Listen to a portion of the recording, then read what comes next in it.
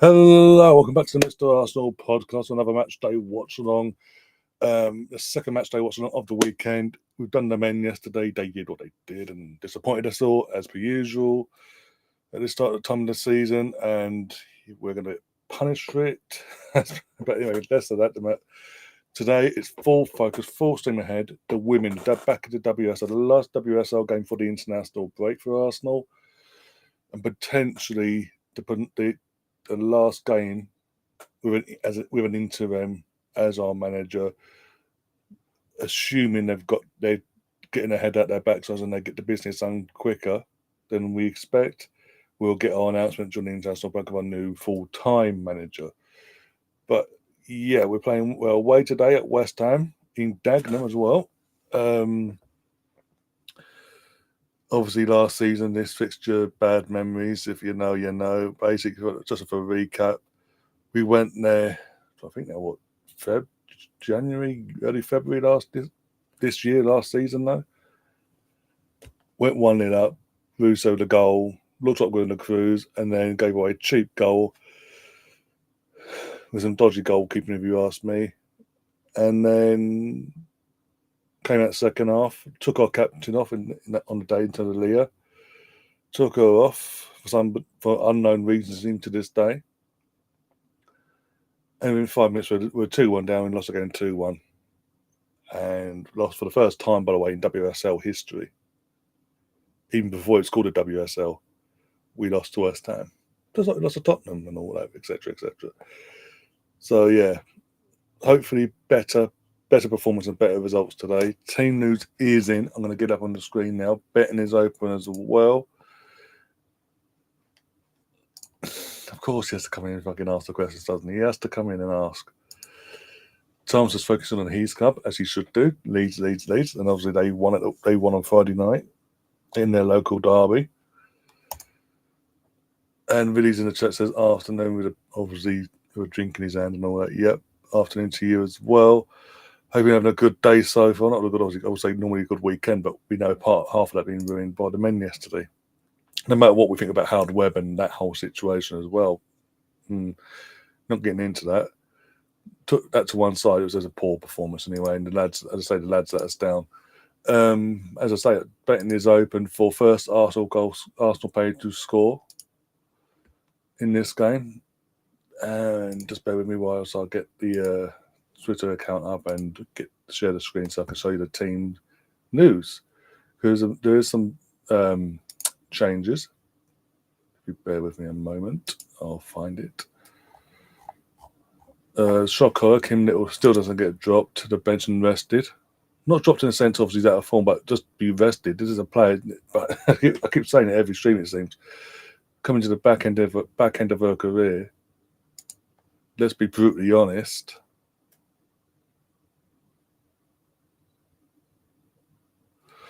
And yet he's getting made to play every single minute of every single game, it seems.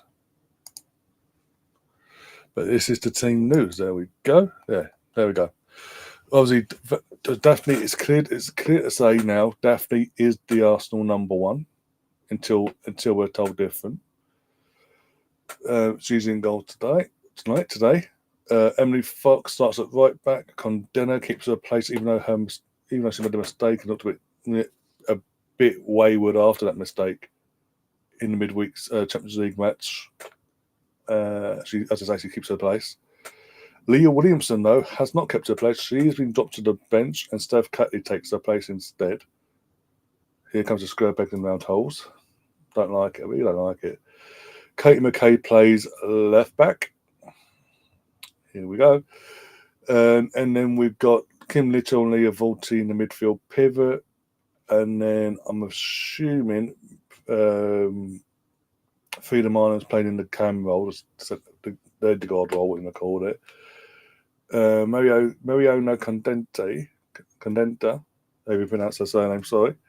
She'll be playing, I'm assuming, on the right-hand side. Forson on the left-hand side of the attack, and Russo down the middle. And then on the bench, we've got Zinsberger, as I mentioned already, Williamson, Katie Reid, Cooney Cross, Catherine Cole. The poor girl cannot get a minute for love or money. The out of form Beth Mead has been dropped to the bench as well. She is on the bench. Cavalli, again, the poor girl cannot get a minute of starting football, it seems, no matter what. Leah Herding is on the bench as well for the second game since Jonas has infamously left, or famously left, but how you feel on that side of things. And Stina Blackstinius makes up the bench. So we've got a very, very strong, extremely strong bench, actually, from the attacking point of view, but more so than anything. Just in case anything was to go awry, we needed to use the firepower from the bench. Just wanted to tell you, go 2-1 West Ham, bastard. I also worry about your own team, but the women's team, for some reason, that's the one thing that hasn't been affected by your new ownership so far. We see the men fucking have suffered side of things, but the women have not had that suffering for some reason. And it's bang out of order. Catherine's in the chat, says hello, hello, hello. Nice to see Steph back in the lineup. Yeah, it's nice to see her back, don't get me wrong, but she's a fullback. Play her at fucking fullback. Why are we dropping our centre back, our vice captain, by the way, for no reason, to the bench, and then playing the left back at centre back, and then playing McCabe, just continue to play McCabe basically, and as a left back to partner up with a partner. Make of that what you will. I don't like this square pegs and round holes bullshit, basically. I understand, again, we all love Beth. I understand why she's been dropped to the bench, because her form has been a bit, to her standards, meh. So I can understand that, yeah. And just to fight for a place to get herself back into form, either under Rene's interim premiership, or if a new manager comes in international break under their guidance, basically. We were not at it yesterday. If you let your levels drop in the Premier League, you get punished. Exactly.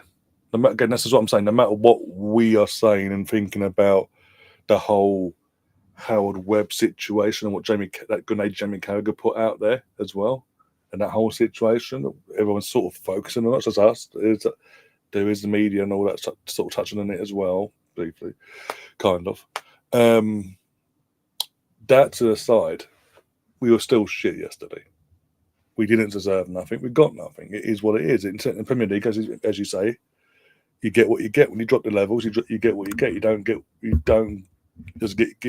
gifted to you. I mean, today, as we speak, I mean, it's about to hit half time at Molineux. It's 1-1. Again, I'm a minute behind the actual live feed from what I'm watching anyway. Whilst we wait for kickoff, Wolves scored early, and literally, Man City went, okay, was it going to fucking park up, bang, and absolutely put the pressure on you. And we're not going to let up until we score. And they scored, and they haven't and they still, since they've scored, have not let that pressure. We, on the other hand, don't seem to adapt that attitude. And it's going to cost us again, I think.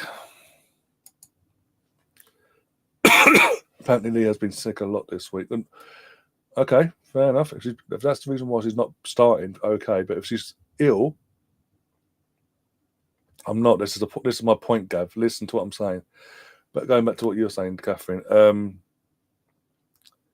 if that's the reason why she's not starting, fair enough. But at the same time, you didn't ask the question why is she filling a space on the bench that another player could take?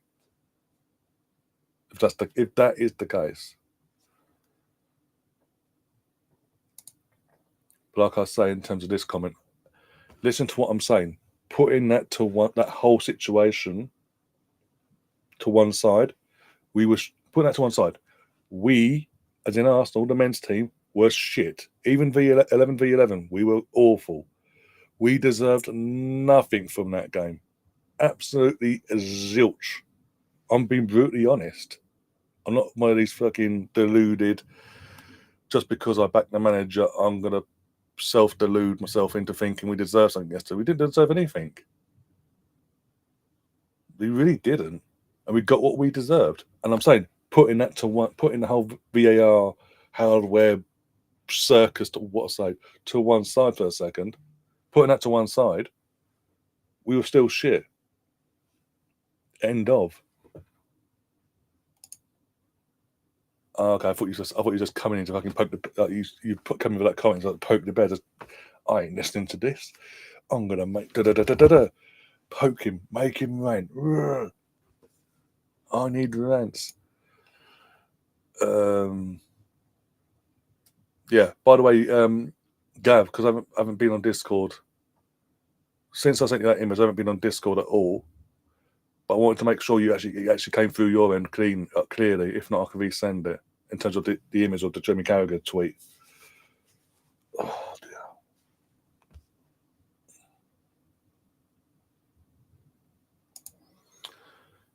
I know we got screwed last year against West Ham United, but I might have gambled and played Katie Reed with Cody, and had Seth play for McCabe, and with McCabe playing right back for Fox.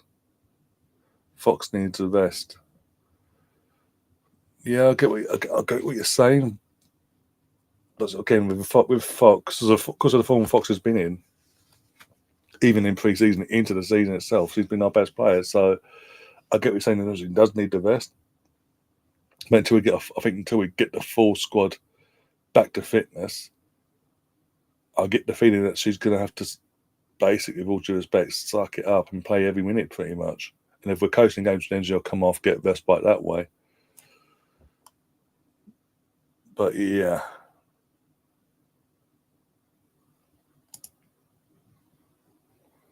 Fox needs. I know you get a giggle out of that one.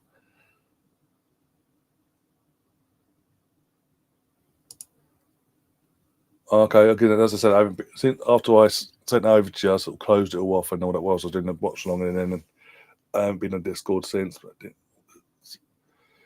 okay, I'm assuming you meant a video. I thought you would have done it either way. In terms of even without my footage, I thought you would have had enough then.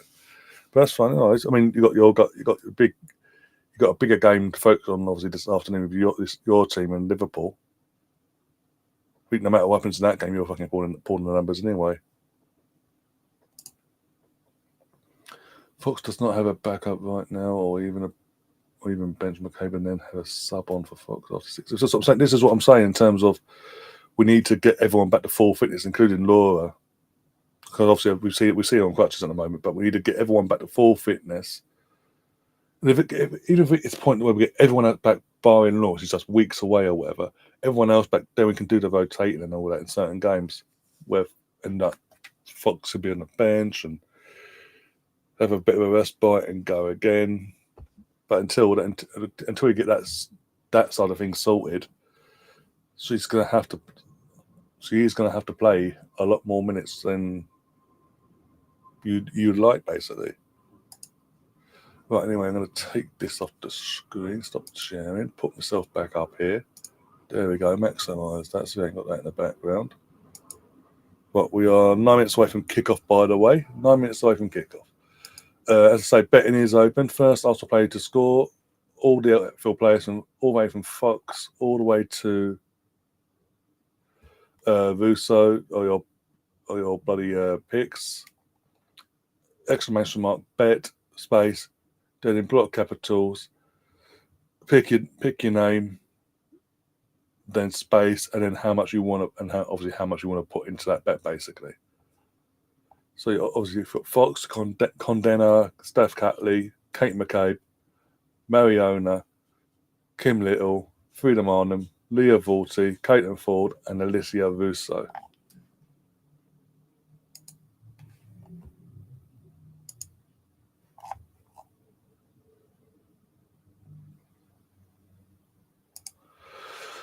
You doing our game yet? Because I'll do it.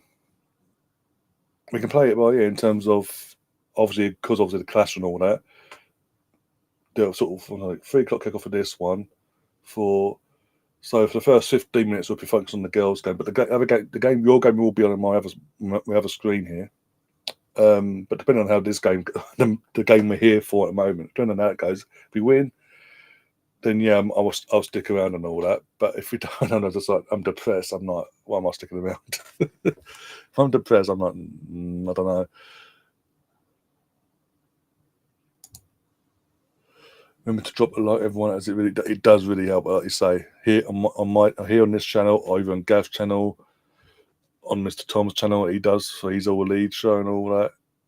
It does help. The more likes I get, the more the algorithm of YouTube see it, and then they start promoting it themselves, and to get more new faces and grow the channel that a little bit quicker than what we're currently at the moment.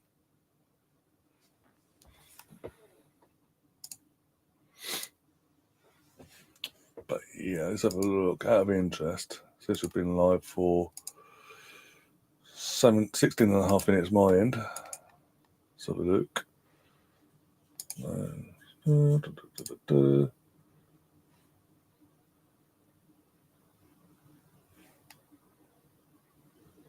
Oh, of course, Jamie Carragher's in the studio. Out of interest, because I didn't catch the start of the Sunday coverage. Did they touch on Jamie Carragher's post at all? If so, what was said and how did he get around it?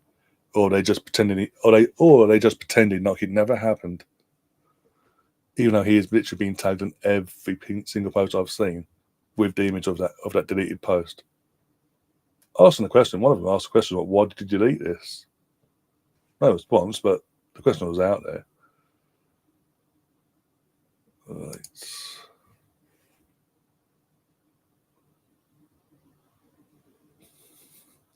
Tom and Gav having the little league Chelsea rivalry brewing the chat now.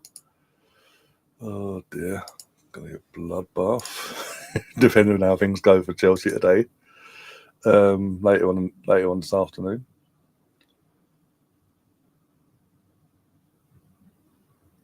This is in terms of this game. In terms of the Wolves versus Man City. Obviously, as it all kicked off, and obviously the goal goes in and all that. A couple of people in a couple of group chats, went.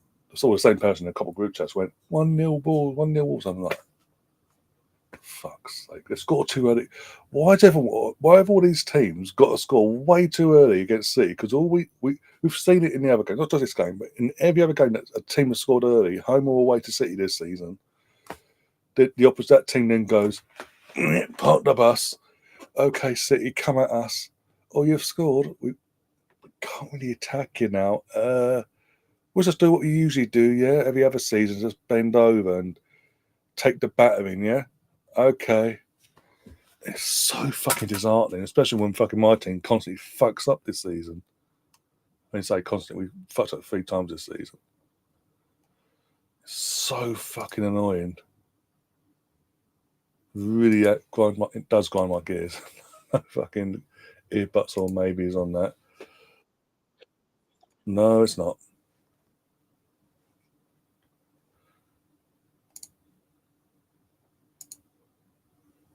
Oh, teams are out. Here we go. Teams are coming out on my screen. By the way, the girls, like the men yesterday, the girls are wearing the Arsenal 3rd kit, as far as I'm aware. Yes, I can see the trim at the bottom. So they're wearing the 3rd kit.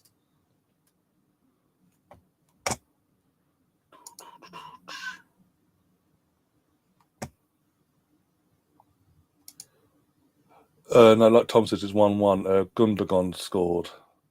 Even outside the shot from outside the box, and basically, Jose Sarr is backing goal today, but he gets a good hand to it, but still goes in.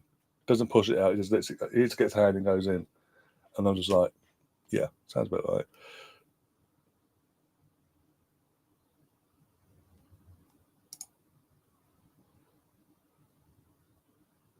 There you go, Tom.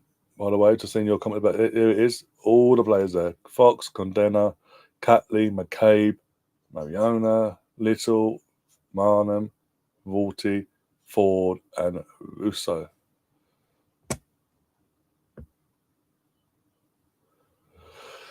Will you want us to beat Liverpool now after your setback yesterday, Ryan? Not a dig, just wondering. This is the thing. I'm stuck because I hate Chelsea, so I'm stuck between a rock and a hard place here. Again, before the ball even kicked off in this game, I know City are going to win this. Before the ball was kicked, they will go in the second half and they'll win 4-5-1, Man City. It is what it is. I accept that. And I hate Chelsea, and I don't want the Chelsea fans to think they're in a title race because they get a result today, win or draw, they're going to think they're in the title race. So I'm fucked either way. But with you guys next week as well, potentially playing, obviously not being potential, but we are playing you guys next week. So, I mean Liverpool, sorry, not you guys, Liverpool next week, and then you guys a couple of weeks later down the line. But playing Liverpool, it's like the best case for me in this instance. No matter what happens in this City game, the best case for me is Chelsea, Liverpool, Chelsea, whatever you want to say it, is the dullest ever 0-0 draw. That's the best draw in general, but a dull, crap, mediocre 0-0 draw. So then Liverpool only gained a point ahead of us, so it's then only 2 points ahead of us going into next week's game, and we know if we win, we are above them, or we can drag it, or it stays as it is if it's a draw. But yeah, plus no Saliba, I know. What one is the West Ham player in the bets? It only lets me. Streamlabs only lets me open one betting thing at a time, basically. So.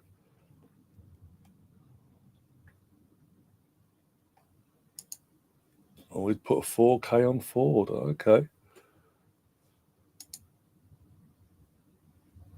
He's absolutely lashing down in Dagenham, by the way.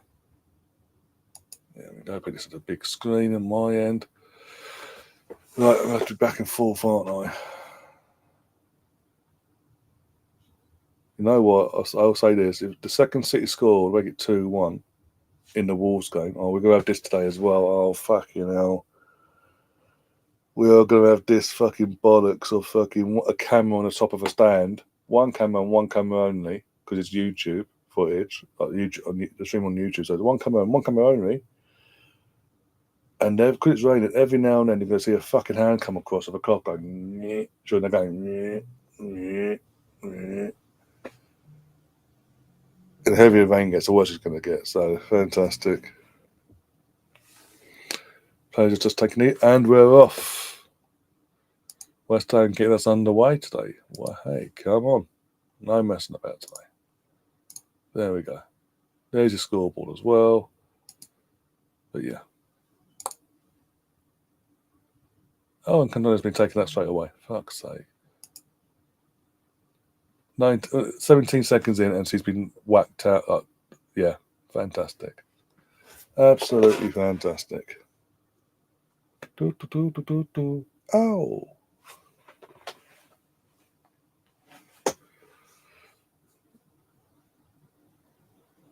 Knee in the back as well. Okay, cool.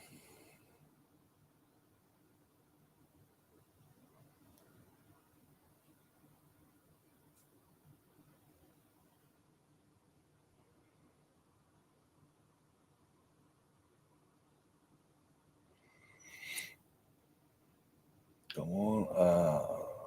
Okay. What happened to it's got to be a different goalkeeper, surely. It looks like a different goalkeeper anyway for West Ham.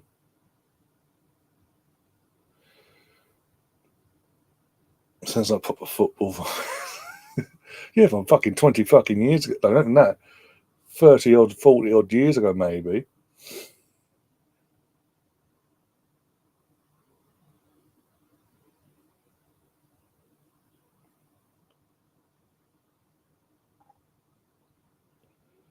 Or Gov's back in the Russo to score the first goal. You know what? We're going to do it this way for now. We're going to go like this. Going to go like that, like that, like that. Turn that down. Then I'm going to go back, that, and that. So I can focus on you guys and get this right. Well, let me guess. I was a free kick. Of course, it's a free kick to them somehow. It's a 50-50. And it's our player that's actually injured, but they get the free kick. Of course they do. Didn't even fucking touch her. Reeds will be warming up. Yep, sounds about right. Oh, they ain't gonna have a choice, are they? I personally would have played Catherine ahead of Kim Little today, just for as I say, a fresh, younger pair of legs in the midfield. But didn't touch her. I mean, it's not free. It should be a free. This shouldn't be a free kick. It didn't even touch the girl. Went for the ball. Went fairly for the ball. The player in question threw herself to the floor, so it was inches away from being touched, and gets a free kick.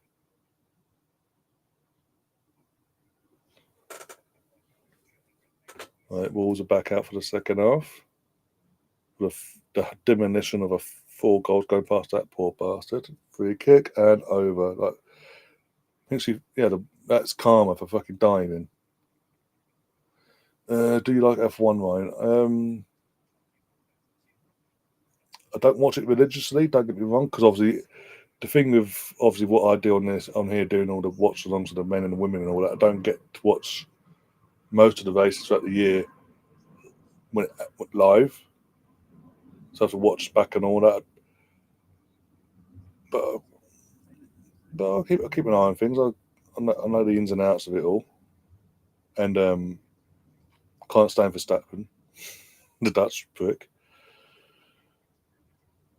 Don't like how he won his first world title either. The way he won his first title is a sour taste, even in my mouth, for fuck's sake.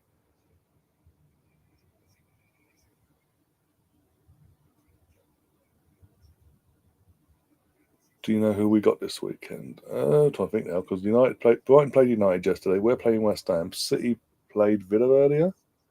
Catherine, by the way, because I didn't know the full-time score for that, what was the final score for City versus Villa in the end? Ball in. Got rid of it. Well done. And the ball's going to come back in towards the defend, potentially. Yeah, but we're in a sort of a corner. No? I thought it'd be a corner, but okay. It's Austin tonight at 8 p.m. Okay, I'm about to watch that then. The ones that are in America and all that don't seem to be a problem to watch. 2-1 City finish. Okay. They don't seem to be the problem. It's the ones that, as I say, in and around Europe or Australia and all that, somehow seem to clash all the time.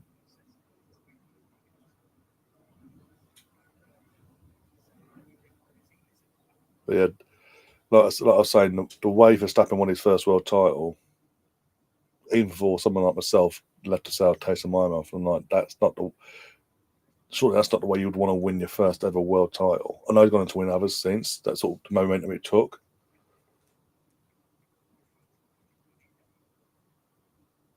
Okay, so yeah, Catherine, who have obviously you all know this. Who Chelsea got this weekend then?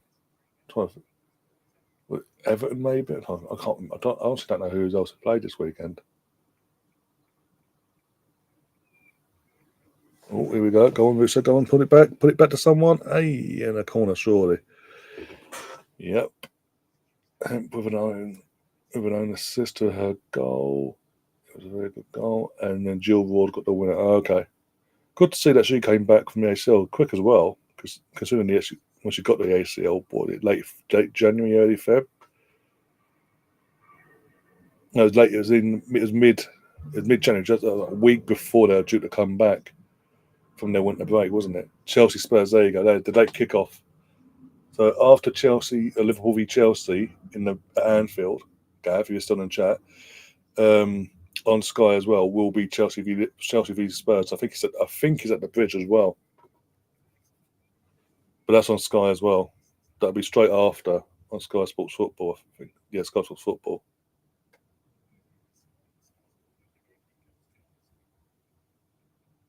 Another corner to Arsenal here. I've literally got 2 games. I've got here, game there, and then you guys as well. Leicester v Everton just kicked off as well. Okay, cool. That's going to be a fucking dull 0-0, probably. Or one of them will fucking scrap it 1-0. We play United after the international break. Yes, we do. We're at home then, I'm assuming. Ball in. It's so you can't. The thing with our game, obviously the girls' game, because again it's that one. My big gripe with fucking Bournemouth Wood is that one camera when it's like this, and then it comes to like Arsenal FA player and when it was on FA player last year, and the Arsenal website occasionally. It was always the same camera, one camera only. But when it's Sky Sports, he had a couple of cameras, so it's like the camera angles changed a bit, so he could actually give the cameraman time to go clean and all that. Whereas it's one cameraman doing that back and forward, and moving about. But the vein is drenching the camera lens, and he's now got to wait for. He has to wait. Then the cameraman has to wait for a stoppage in play most of the time. There we go. Say that now. To get a fucking shimmy, literal shimmy, leather shimmy, and fucking wipe what he can off the lens. Spurs are 7th, we are 6th. But yeah, Catherine, yeah, what he's saying is true. In the women's game, Spurs are Spurs. Like they are the men, Spurs are Spurs.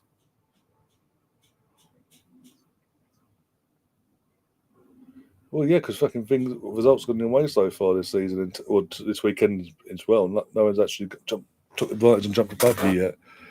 Too much anyway. Oh, you dropped 2 places, but nothing to write home about. Because Premier League's been a bit weird this season so far. 8 games in, we've got fucking how many teams have we still got that haven't won a game this season? You've got Southampton who blew it. They could have had it yesterday. They blew it literally. It's the only team that's come up that has got a win. There are 2 wins actually to the game. So yeah, I'm trying to think there. So yeah, Southampton, Ipswich haven't got a win to their name. And Ipswich fucking played Everton at home for fuck's sake, and they still fucking lost. And didn't score either. It's even worse. So I'm already like 8 games in. I'm already thinking, yeah, Ipswich are going to be pretty much a better than most teams this season, and they're going to be the bye and try to come back again. They're going to try to do what Knights did, basically up and down for a couple of years until they just sustain themselves. Maybe I don't know. It doesn't look good on that side of things. So you've got them. I don't think Wolves have won a game this season. Correct me if I'm wrong there. Palace haven't won a game. I'm just saying in terms of Premier League as well. I'm just talking on Premier League from Premier League point of view. The Premier League's been weird this year, really weird. So 8 games in, it's so fucking. There's so many teams. There's like 5, 6 teams that haven't won a game. We're 8 games in. In the WSL though, yeah, Leicester, West Ham, Everton, and Villa are yet to win a game. But Villa for the last couple of years were okay. But obviously this is, and it seems like they're patted out again, and they're put back to their normality now. Leicester's always Leicester in the WSL. Let's be honest. West Ham. Everton's poor. They don't get the financial backing they should do either. And as I say, Tottenham in general. Apart from one season, it wasn't last. It was a season before where they did it okay for their standards, a decent season. I think they finished like 5th out of 12 out of the 12 teams. So in the WSL, barring that, they're always in the bottom half of the table. They always linger all season in and around the bottom half of the league. So get enough to survive the drop, and they're just there basically, just making up the numbers. It looks like the rain might have stopped at the moment because the camera lens is actually clean.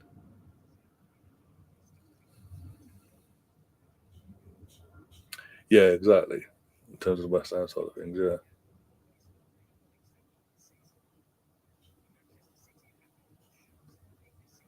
No. What are you on about? In the WSL, you're not 6th, are you? The Arsenal is 6th. Leicester scored. Oh, there you go. It's 1-0 there. That's going to finish 1-0 to Leicester. But no, in the WSL, Arsenal are 6th. Tottenham, Arsenal are 6th. Then you've got, at the moment, because obviously they played a game more at the moment than you, because they played yesterday. Man United and Brighton are 1st and 2nd, respectively. Well, they were, and obviously Man City won today. So Man City actually 1st. Man United, Brighton. But you've got to remember, you haven't played this weekend yet until tonight and play Tottenham. And also you played a game less than most of the league. So you've got to take that against Man United as well. That game in hand you've got.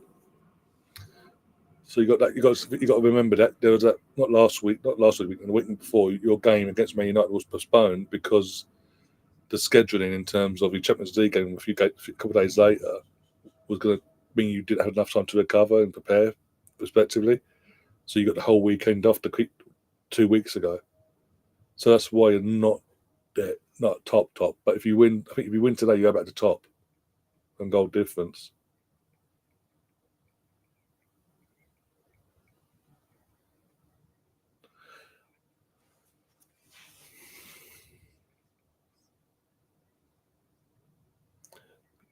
Just to clarify, just to clarify, obviously, if that game hadn't been postponed against United, to give you a bit more time to prepare for your Champions League match day one game, and assuming you would have won against United,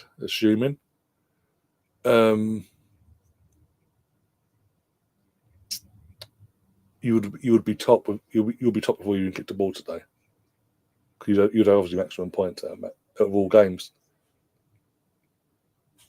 In that case, 10 minutes into the second half of the Wolves game, it's still 1-1, but it's still all Man City possession wise, but Wolves are getting a bit too stuck in and they're going a bit too physical for my liking in terms of they're committing too many players on one player and committing fouls, and it's asking for trouble. In our game, we're 14 minutes in, not had a shot yet.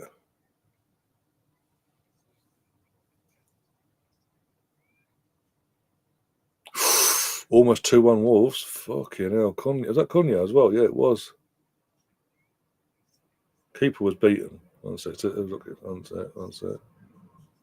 Or the ball bounced. The ball took the ball bounced into the ground, took it away. But yeah, keeper was beaten. If that was on target, the keeper was beaten.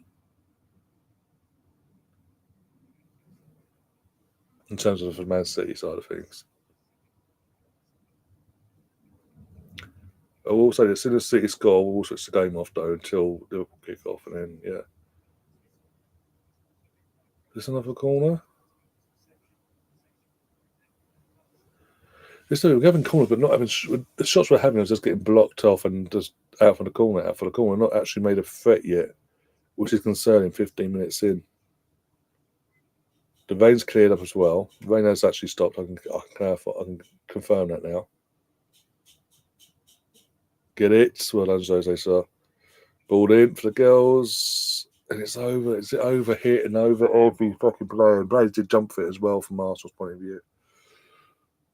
Oh, that was poor. See, in the women's game, who is the best managers Arsenal could get right and get now? One doesn't want best in Emma. If she hadn't, this is the thing. If Emma, when she left Arsenal all them years ago, to become the manager of Chelsea or head coach, or even call it, of Chelsea when they offered a professional full-time contract at the time, if she'd just taken it and done her job and hadn't spent nigh on a decade taking digs at my club whenever she lost or whatever, in any aspect, any capacity she could, taking digs at my club over the last decade nearly. If she'd showed the class that we ourselves build ourselves on in terms of the club itself, I mean, I wouldn't be against it whatsoever. It's just the fact that she's lacked that class towards a club that gave her the opportunity to be an assistant and was literally, before Roman came along and offered her a load of money to become the Chelsea boss on a full-time basis, in terms of we're going to take the Chelsea team full-time in advance, basically invest the money into the club. One sec. And then chuck a load of money at her to try and convince her.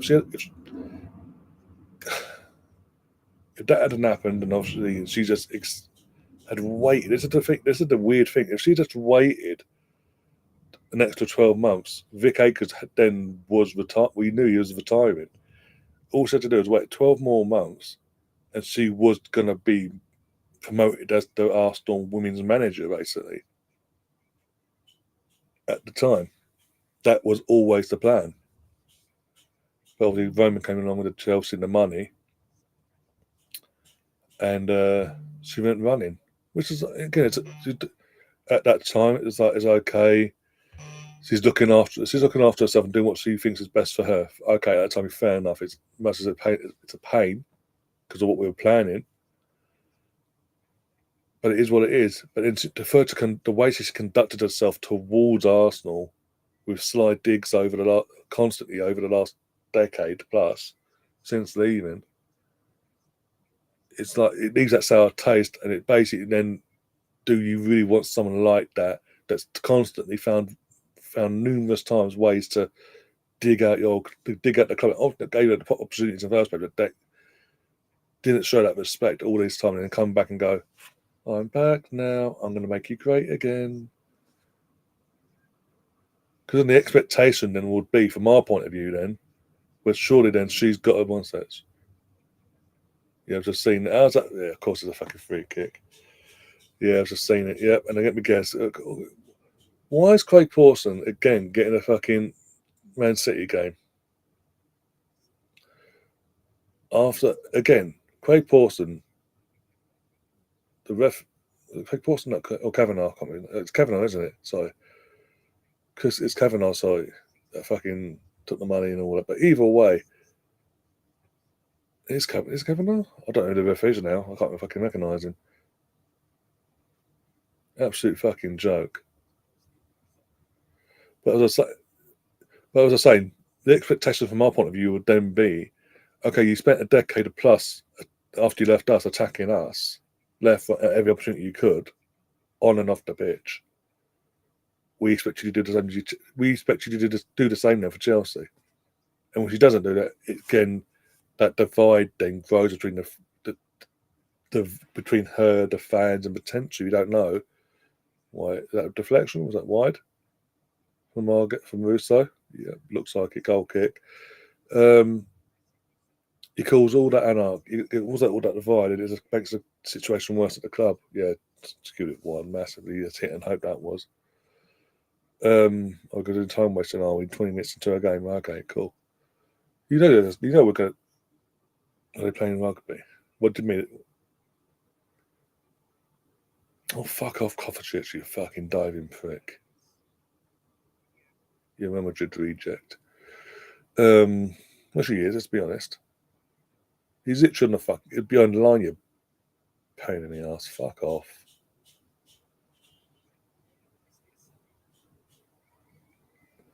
Oh, we're playing. Okay, I see what you mean now. Yeah. And hang on, Kovacic has literally gone into rugby mode and fucking literally loaded himself, arms wrapped around. He wrapped himself around Gomez. He wrapped his arms around and literally played, as you say, Catherine, playing rugby tackled Gomez, driving more, if you will. And Gomez was the one because he reacted, got booked. Kovacic got off scot-free. But hey, it's okay, guys, because guess what? There's no corruption. There's no leniency towards Man City, is there? That shouldn't. That's bollocks.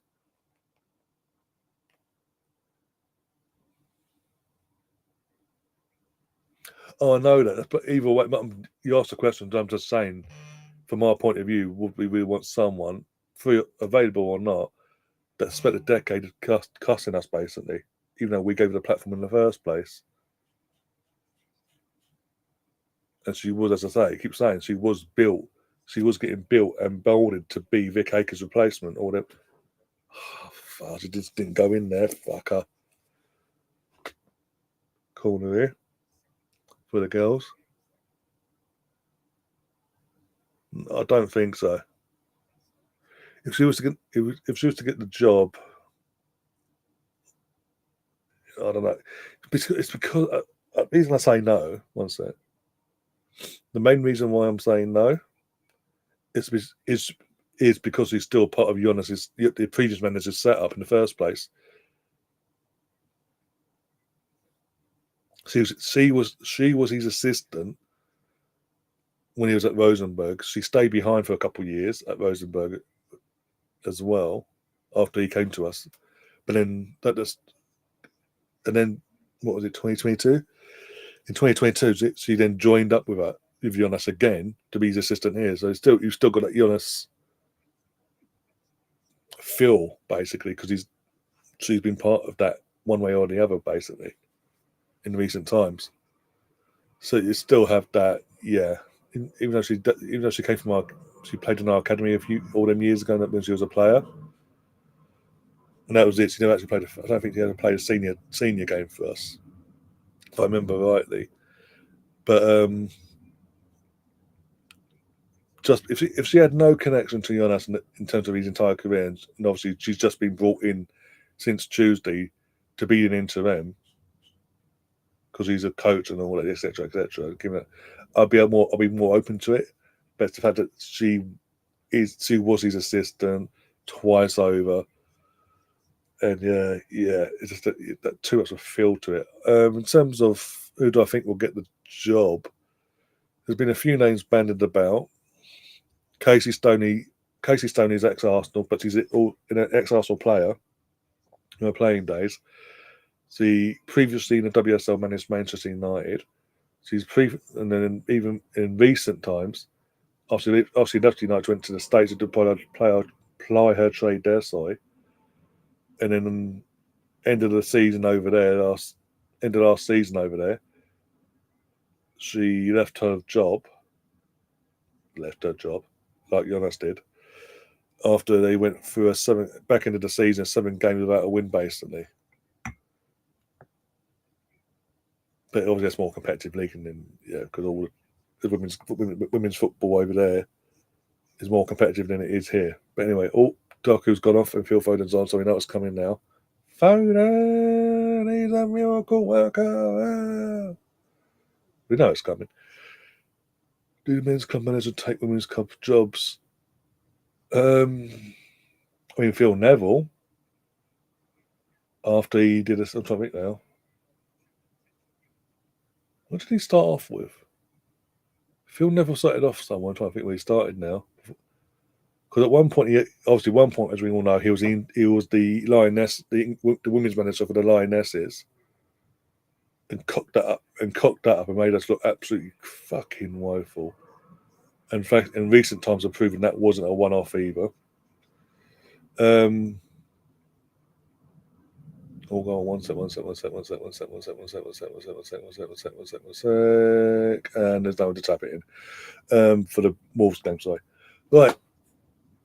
And obviously, as I say, Phil Neville was the Lioness manager. He cocked it up, got sacked. Obviously, Serena came along with it. The squad he inherited, won the Euros within 9 months. Anyway, and then after he did that, he went to the MLS. He disappeared and just reappeared at his best mate's fucking club in Miami, and got a job there for a bit.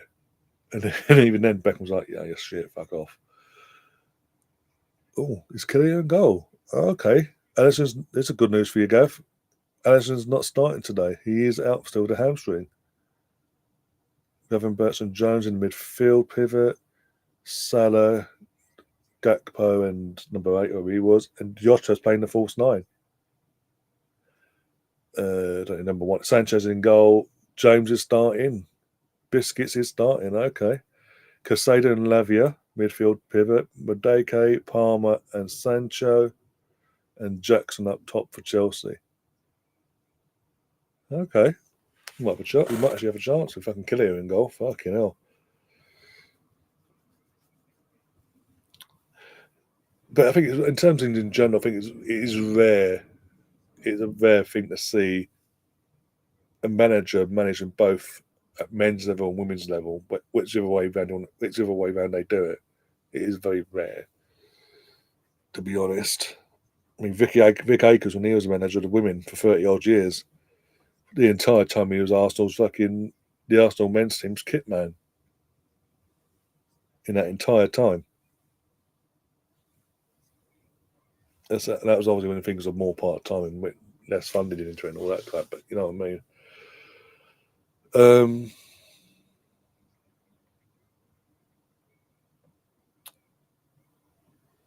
So in general, unless it's not as I say, it's not the norm from what I can make out. Occasionally you get your Phil Nevilles basically that try to dip their toes in both. I know he did somewhere. Where did he managed? Phil Neville managed the men's team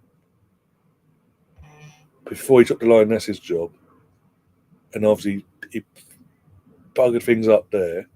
He was that shit in the men's game in the men's team in England. There's an English club as well. He then he obviously got offered the Lionesses job. Took that, made him a fucking pig's ear on that. Yeah, no, Ellison, it's Callio in goal, the Irish lad. That Savinho lad, that Man City brought in the summer. And I understand he's young and raw and all that. There's a new league to him and all that. He's very rash with his shooting. He doesn't take his time, does he?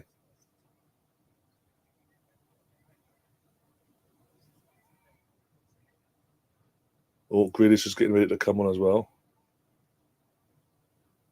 Was it the team he brought up? It might have been. It might have been them, actually, thinking about it. I need to double check later, but it rings a bell. But I think in recent times, he's the only one in recent times that's dipped his toes in the men and the women's game and all that, and then flying back to the men and then fucked that up. And imagine going to your best mate, give me a job at, give me the manager's job. I'll do a good job at MLS level. All due respect to the MLS, and still looking shit to the point where they had to the point as they're bringing Messi in. Messi's like, I ain't fucking playing under this prick. They've had this, and they're like, no, okay, bye, Phil. Sorry, mate.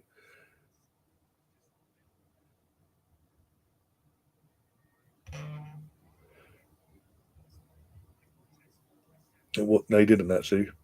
That was Sampson, another manager previous to the manager previous to him in the with the Lionesses took us the first we've ever got actually in 2015 when the World Cup was being held in Canada. Actually, took us to a semi final. Phil Neville didn't take us to a semi final of a World Cup. Well, he wasn't the first anyway. No, he didn't take us. No, quarterfinals, I think it was. So he did play.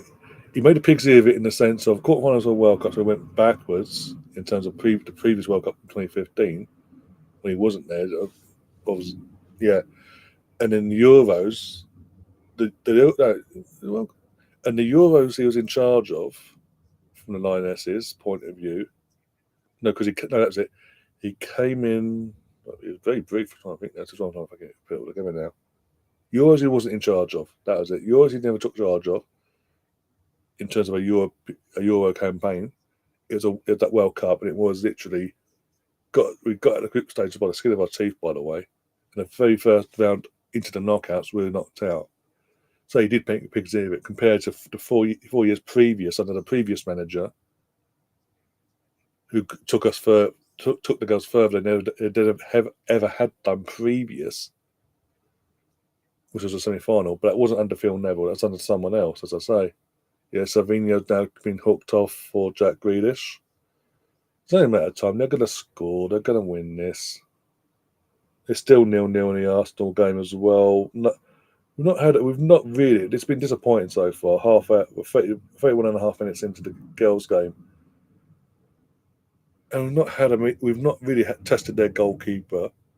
We've had shots, but they've been lame shots that have been blocked out for corners. And we've not really tested their own set pieces, and I don't know.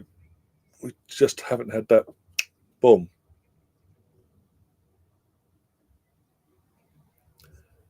Well, if you see this a fucking head testing, then if that's the case, he needs a fucking head testing because literally, I'm telling you now, for a good year, for the last year of his tenure at the Lionesses manager, we were fucking woeful to watch, and we were losing against any and everyone basically.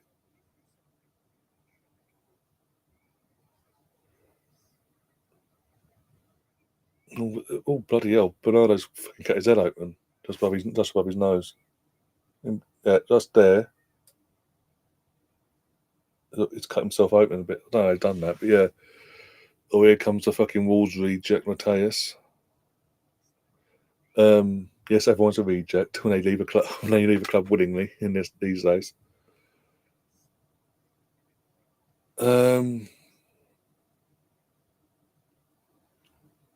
As I was saying, for these last 12 months, literally, the performances were crap. The results were poor. Anyone of any nous was beating us with ease, and even the teams we should be beating, we were just about beating in terms of scoreline. And it's no coincidence. Obviously, he got binned off, and then the second that he was binned off, and then Serena then fully took over a few months later. No coincidence that literally she comes in with the exact same players, absolutely obliterate everyone, no matter where they were in terms of pecking order in the world rankings, or if they're part timers or full timers, obliterated.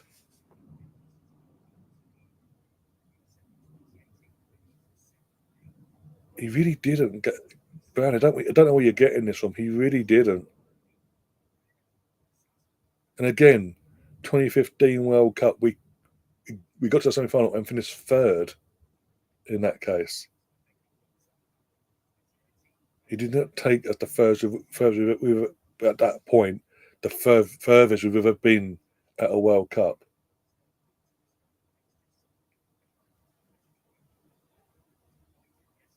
Look at his after that World Cup when he came in. That was when he's the first arrived as well. So yeah, but the second that World Cup ended, look at the results and performances under Phil Neville to the minute he got sacked. There's a reason why he got sacked. If he was so fucking high and mighty and great with the Lionesses, he ain't getting sacked for no one. Even as good as Serena is, he ain't getting sacked and her replace him. If he's so amazing, if he was doing such an amazing fucking job, come on. So I'm saying Jill Scott's actually said that, and she needs her fucking head. I'm saying that this is the fucking woman. This is the woman that literally retired from after the Euros, gone into fucking television basically. Literally, just not even the pundit. She's just doing punditry. She's doing anything, any job that's offered to her, basically on League of Your Own on Sky, or now in the last few weeks, she's part of the full-time panel on the Sky podcast with fucking Gary Neville and Roy Keane and writing and all that shit. But again, it's so obvious that she's just there, as wrongly as it is in this case. She's just there to appease people in terms of have the woman's voice on the panel, make it more inclusive. Because literally, she's put on the end of a fucking end of the table, and she's just there. She's not the Gary Neville and fucking Keane don't interact right. He has to bring them in all the fucking time. One the She wait is a fucking 4-team tournament for fuck's sake. The She Believes tournament is a 4-team tournament for fuck's sake. You play a semi-final game, and if you get through that, a final game. It's not exactly fucking hard. Especially you look at the fucking teams we're up against. It's one decent team, and as I say, it's a one-off game. Basically, anything can fucking happen.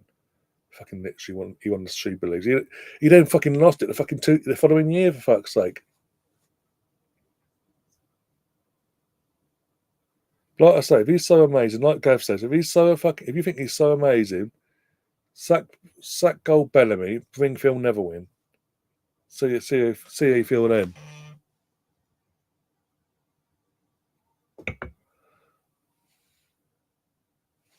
Because not always, again, the She Believes trophy isn't always the same fucking teams every time they do it. Otherwise, it'd be very fucking boring. Jesus.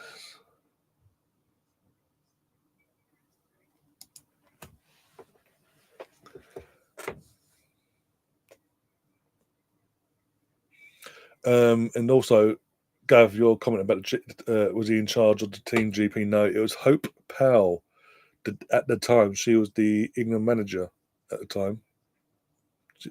Just on the verge of leaving, basically, about a few months later. But yeah, Hope Powell was the team GB manager of for the 2012 team, basically. Yeah, basically.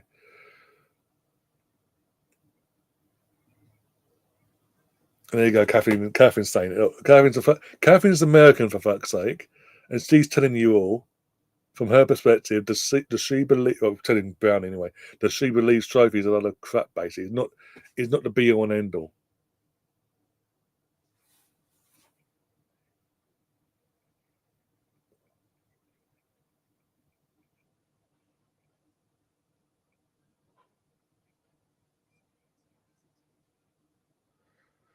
Look, we haven't a lot of corners down the Arsenal game. We haven't a lot of corners. We're doing nothing with it. That's the fucking problem. And they can't excuse the weather now because it's not even raining. It's actually cleared up down in Dagenham.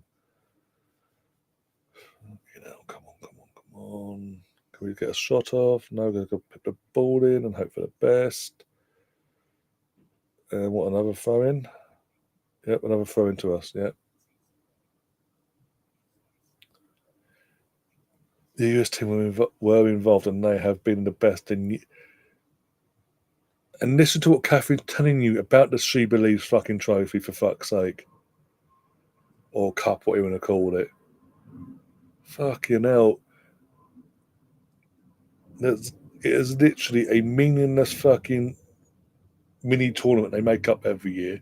They pick the 4 teams in advance to mix it up every time.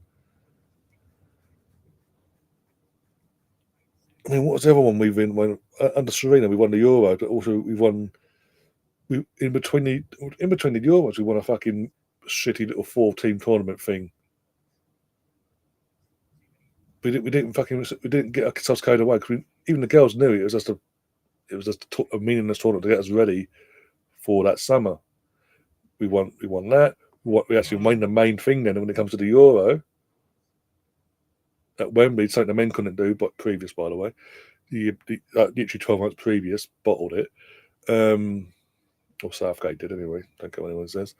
And then we won the same fucking little mini tournament thing. Hey, our first shot on target. Way. And then we won our first. And then we retained the said 4-team tournament fucking trophy a year later. But is that meaningless? I don't even know what it's fucking called. The fucking She Believes thing. We haven't fucking been entered into that since fucking Neville left, basically, because again, it's randomly picked. 4 teams are randomly picked, and the only reason we were in it back to back at that point because we were defending fucking champions for one. Yes, he fucking won it a year prior, or 2 years prior, but he also fucking lost it the following time. Oh my god, this is getting painful to watch the fucking Wolves game. I mean, as it stands, to be fair to Wolves, they're stuck at it. They haven't completely capitulated, but it's coming. We know it's coming.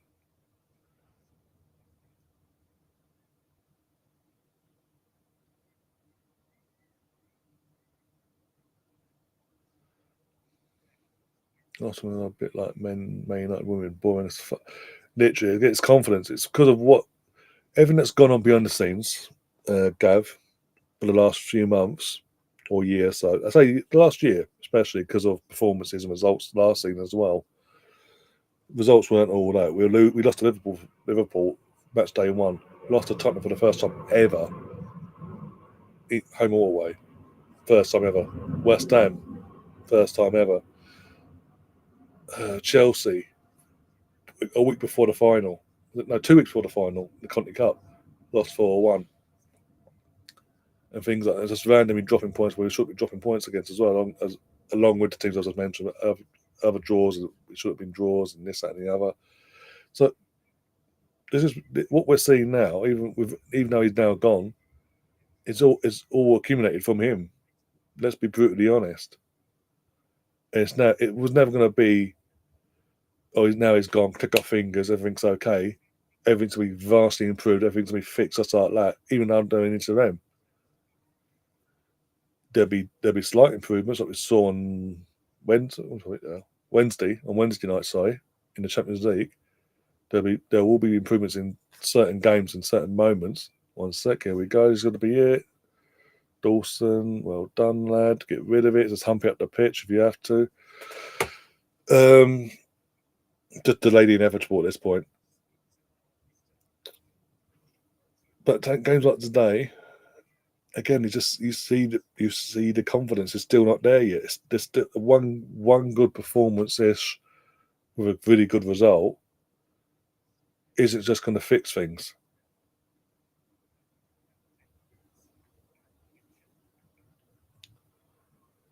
I would make some subs because, as I say, 43 minutes. It took us over half hour to get our first shot. But Matthew said, "Yeah, we had a shot. Woo!" The rain's picking up again. We're not quick because the cam's now wet again for the first time in like 25 minutes.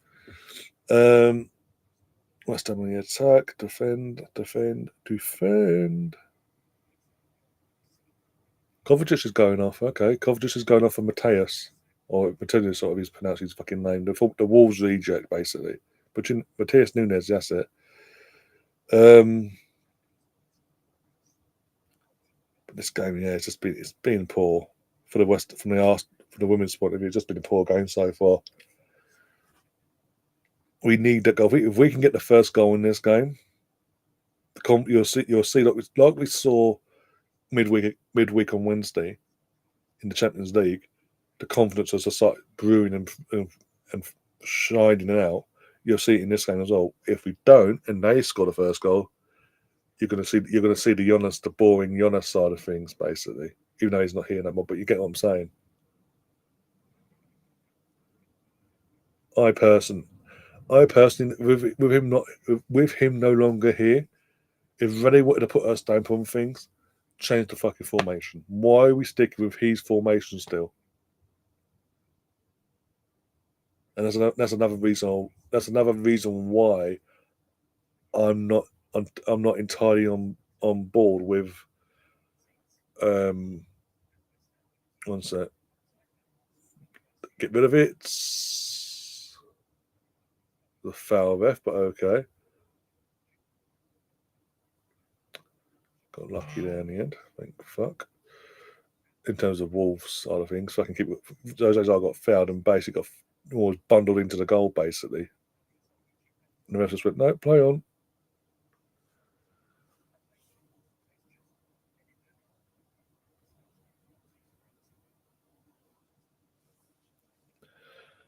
But yeah, again. That's what, as I say, 1 minute of injury time, by the way, which was 22 seconds in on my end for the women's game. But this is why scoreboard keep disappearing. That's really pissing me off. Sorry, pardon me.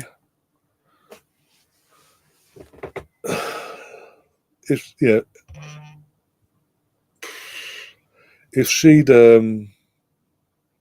come in and just tore things up and went, you know what, I'm going to play this formation with these players X, Y, and Z from Wednesday and today, I'll be a bit more open to it. But the fact that she's playing his formation still and he's pretty much his style of play,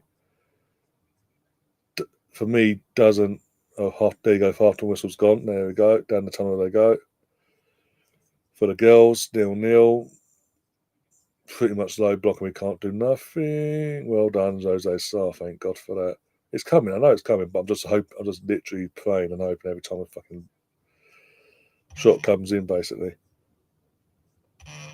But yeah, we haven't pulled up any trees in this game at all. One shot in the game that I've seen. Nothing to sing about whatsoever. It's been really boring, really dull. And you can tell the confidence is still not there with the girls. But this is where I'd say if Renee's got anything about her, I'll say it again, change the formation at half time. Make it 2 up top. Bring Stina on. I would take Frida off. Put Stina up top then, alongside Russo. Have your Kim and Leah Vorti in your midfield. One breaking up the play, one progressing.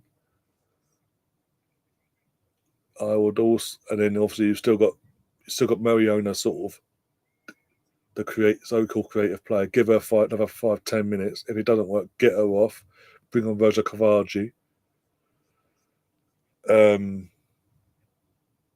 initiative.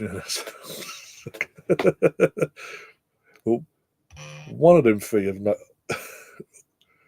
One of the three no longer is in terms of no longer exists as a thing now. He's gone. He's long gone. But yeah, right. Whilst it is half time because I'm not watching it on at the moment. Turn that off.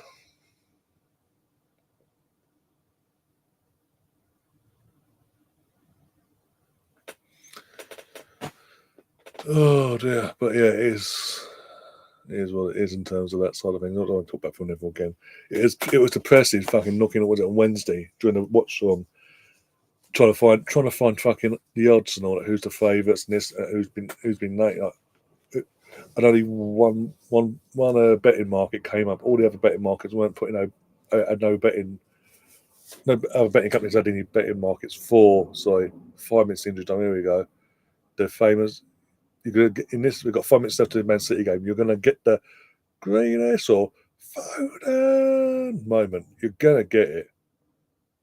They grinded away. They dug deep, but guess what? They couldn't see out the result, and Man City get the 3 points, and Arsenal get punished even more. Yeah, as I was saying, only one betting market, a betting company had an publicly open market for odds on the next Arsenal women's manager. And obviously Casey Stone is the favourite in their eyes. And then the list was like fucking Phil Neville was like the second favourite somehow. Don't get how. If that happens, I'm not. I'm going to London Coney basically, and demanding answers because that is bullshit. If that happens, ticket sales. They think ticket sales dropped under Giannis at the end. Fucking, they'll be non-existent under Phil Neville. I think Jack Wilshere was like fourth favourite. Obviously since then we've now learning that Norwich City are trying to lure him to be an assistant coach over their ends with their new manager and all that. So we could be looking for a new under-18 manager at this point as well. But he was either way. But he was fourth favourite in this betting market thing. But nowhere else. All the major betting companies, aren't showing nothing. Not helpful whatsoever.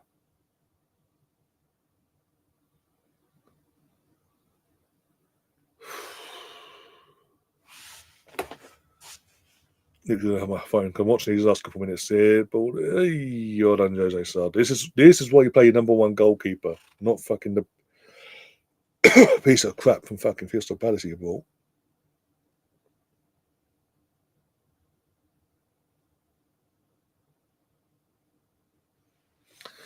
Oh, saying of which, talking of which, backing my point up, Jose Sard has been given player of the match so far. Well, he's been given a player of the match no matter what, basically. Even if City go on to win this now. 6 shots faced, 5 shots saved, and all that malarkey. Obviously, the one. I think that one is a job. No. Again, I don't know what's worse, him or Phil Neville at this point. Fucking hell. Either way, they'd be fucking riots if either of them two got the fucking job. Oh my god, that almost got. That heart almost sunk. The Wolves reject almost scored, for fuck's sake. I don't like that. Really didn't like that.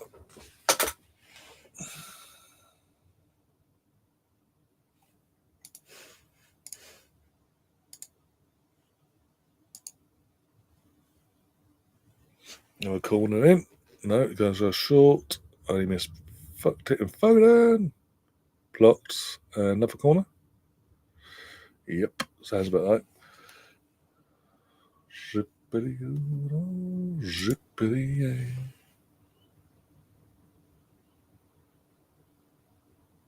Stevie G. That was it. He was one of the other. I was like, no, fuck off. No way. I don't want fucking rejects of fucking Rangers and Aston Villa. I don't want rejects of Derby County and Chelsea. I don't want the reject of fucking Inter Miami and the Lionesses. Catherine, shush. Don't spoil things for me. Why you got to spoil things and kill me at the end here? Why have you got to do that? Seriously. I knew it was coming. I'm saying this, but as I keep saying for the last half hour, it was coming. We know it's going to come. It's going to be like, poor defending. Piss poor defending. After all that work, is that prick again, Jonathan fucking Stones?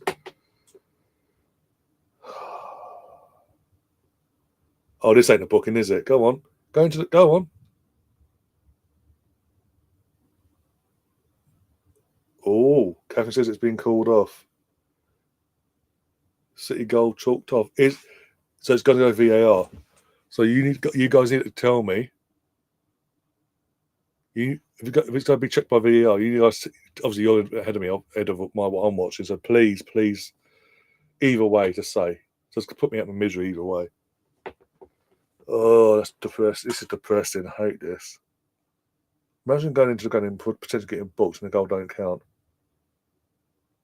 It's not a yes yet because it's a VAR check, Tom. So it's not a yes yet. Don't get carried away just yet. You're gonna give it. I know they're fucking gonna give it. Here we go. Disallowed goal offside. Well, that's a fucking good angle to show offside, isn't it? Fucking hell. Straight fucking down the fucking cannon, it. Down the fucking barrel of a gun, yeah. Oh yeah, he is, isn't he? Not John Stones himself. Is it Grealish? There's someone standing in front of the goalkeeper.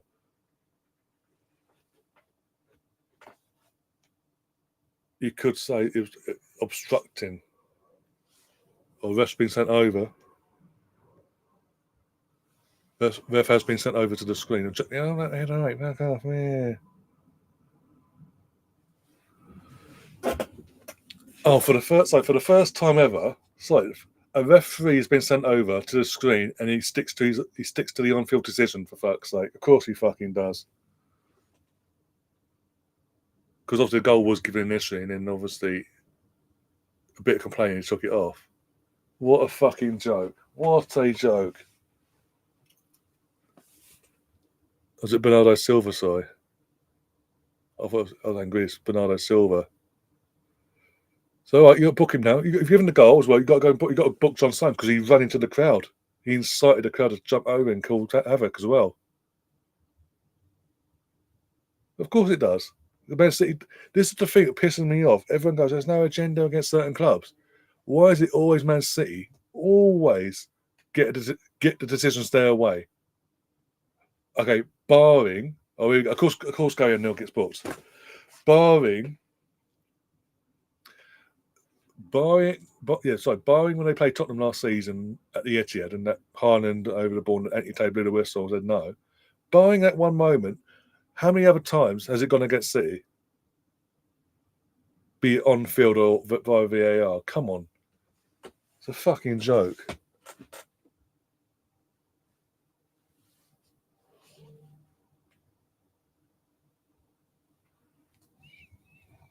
Absolute pathetic joke.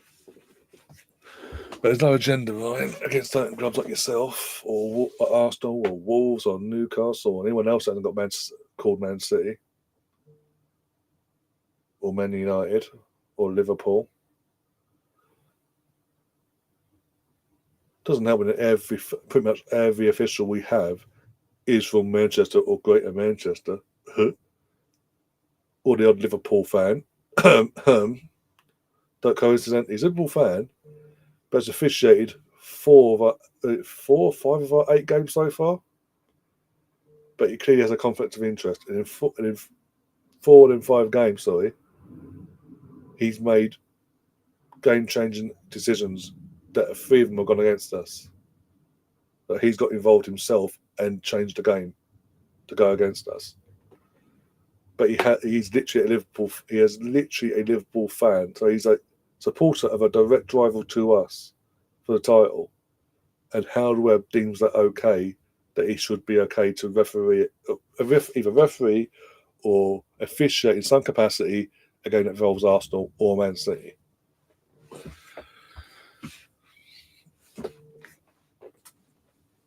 People used to say that about Man United back in the But back in that day, it was pretty much obvious that was without VAR. This is with tech. This is happening with fucking tech. It has been enhanced even more because you've got fucking tech. Tech. There's technology in place. We've had technology for what, 6-7 years now in the Premier League, and they still can't get it right. And it makes it so obvious with the tech, they're biased even more towards certain clubs. English refs, yeah, like Chris says, English refs that are Premier League refs to this day fly over to the United Arab Emirates to referee a domestic league game, which is headed up by the Man City owners.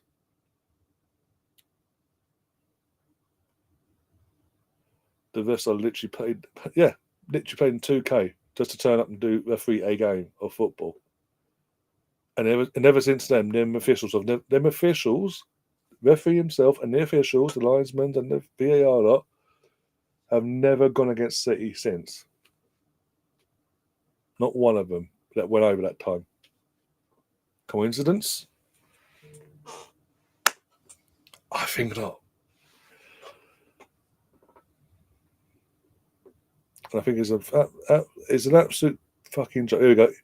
Interfering with any opponent. A player will be penalised if they are preventing an opponent from playing or being able to play the ball by clearly obstructing an opponent's line of vision, or challenging on the opponent for the ball, or clearly attempting to play a ball which is close when this action impacts on an opponent, or making an obvious action which clearly impacts on the ability of an opponent to play the ball.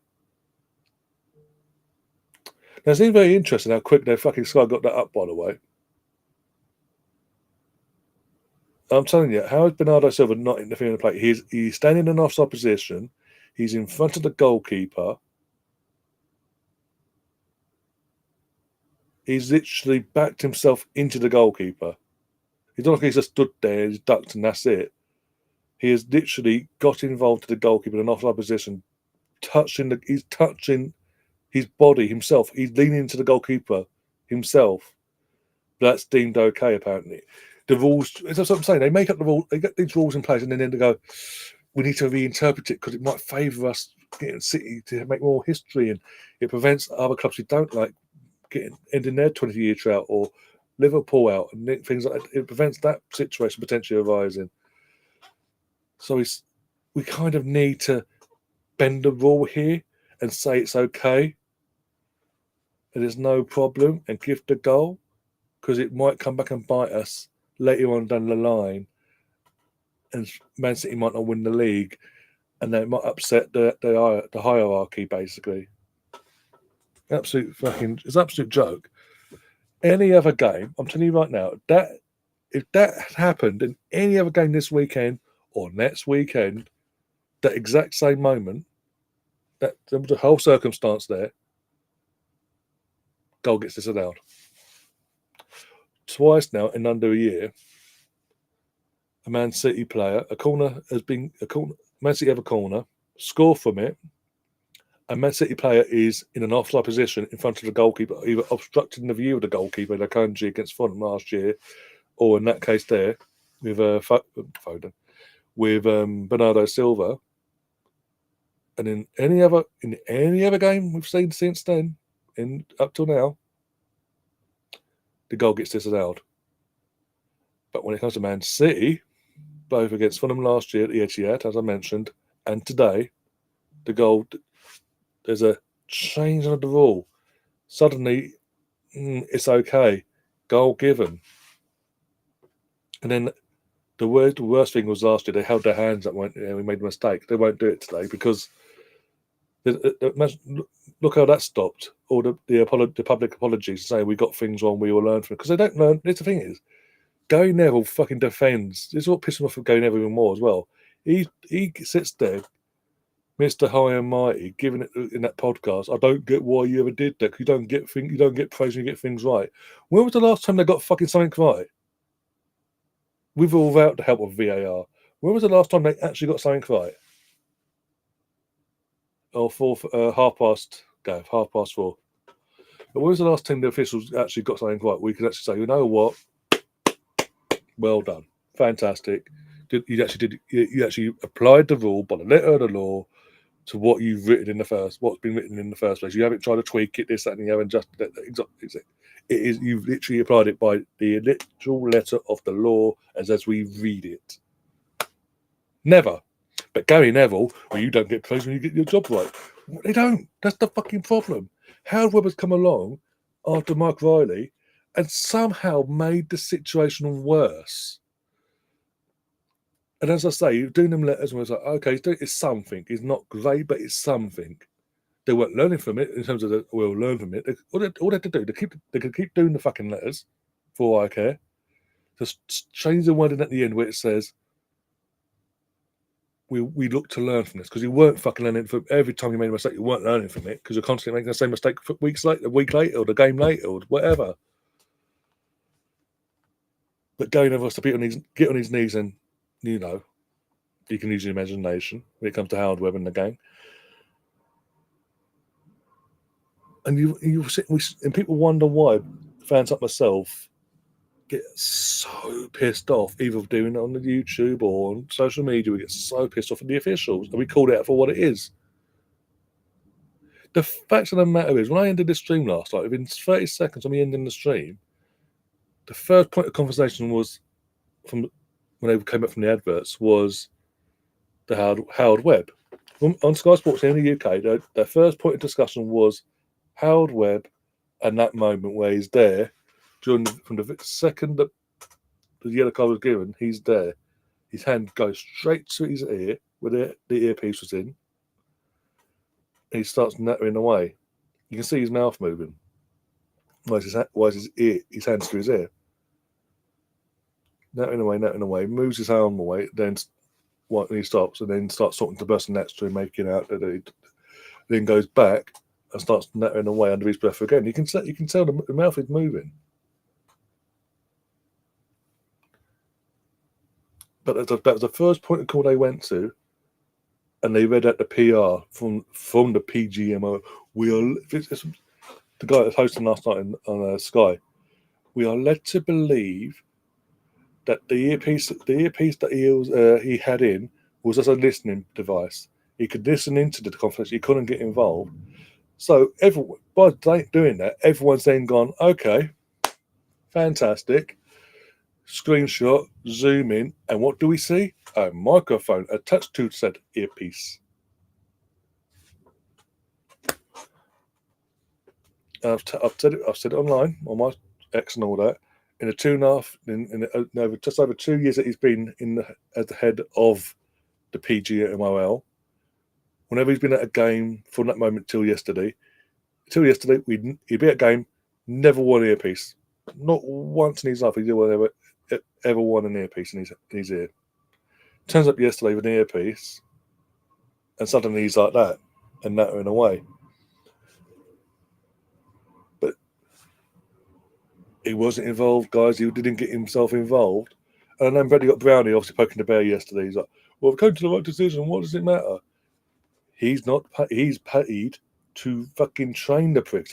He's not fucking paid by the FA. You would assume anyway. He's not paid by them to pick a game to go to, get all mic'd up on all that, and effectively hold the hands of his officials that he's meant to be fucking working with and training to get to the best of their abilities, and effectively guide them through situations. Basically, I think you should do this. Yeah, send them off. We'll work around it. Don't worry. If that ever, it will come out one day. If the suspicions we're having about that moment are true, they turn out to be true, he needs to be sacked. Not only sacked, arrested, brought in front of a fucking judge and explaining fucking stuff, because he's breaking laws within the fucking football. What we're told is the FA set up. So he's breaking laws there because it's match fixing. Then it's just corruption at the highest level, basically, at that point, then. So you'd have to, people will laugh me saying that, but when it comes to, it turns out to be true and it's actual corruption involved, and he's actually being corrupted, corrupted himself, he's got to fucking face the consequences, and he has to then not just be sacked but be arrested and explain himself in front of a judge and explain why he's broken a law. Why has he gone down the corruption route?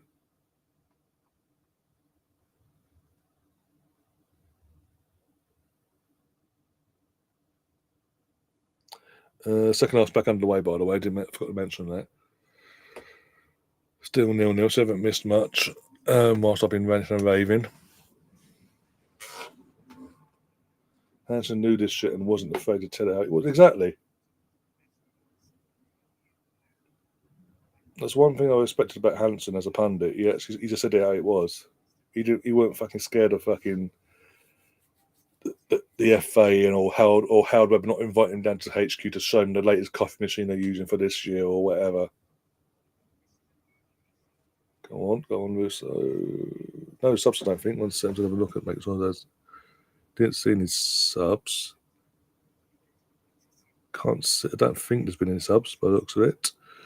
But yeah, pundits on TV are shit like no, not the old days with Alan Hansen, Jimmy Hill, etc. No, they're all too scared. I put a tweet out earlier. I say tweet or post, whatever, on X. It was a response to someone else. I was just saying, well, the reason why he deleted it because it was obviously asking Jamie, what, and I added him. Why did you delete this? Question mark. And I put in the reply. It was clear as day. Obviously, Sky have got. I mean, the FA and the PGMOL got Sky under the thumb. And basically, he was threatened of his job. I'm assuming within that couple of minutes period, threatened of his job if he doesn't. What is he playing at? Why is he doing that? And B, take it down, or you're going to lose your job. And basically, anyone tries to screenshot and interact with you, pretend nothing's happened. Play deaf, dumb, and stupid.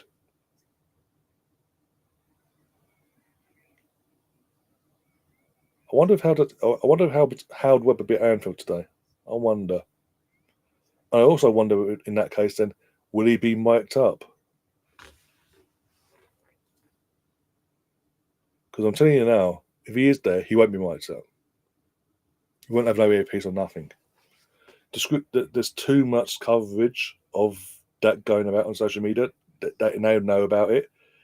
So even though it'll make him look more guilty by not having an earpiece in for this game and all that, or mic, whatever, they'll think if we don't wear it, everyone will forget about it, and most people fucking will. The fucking idiots until it happens again to them.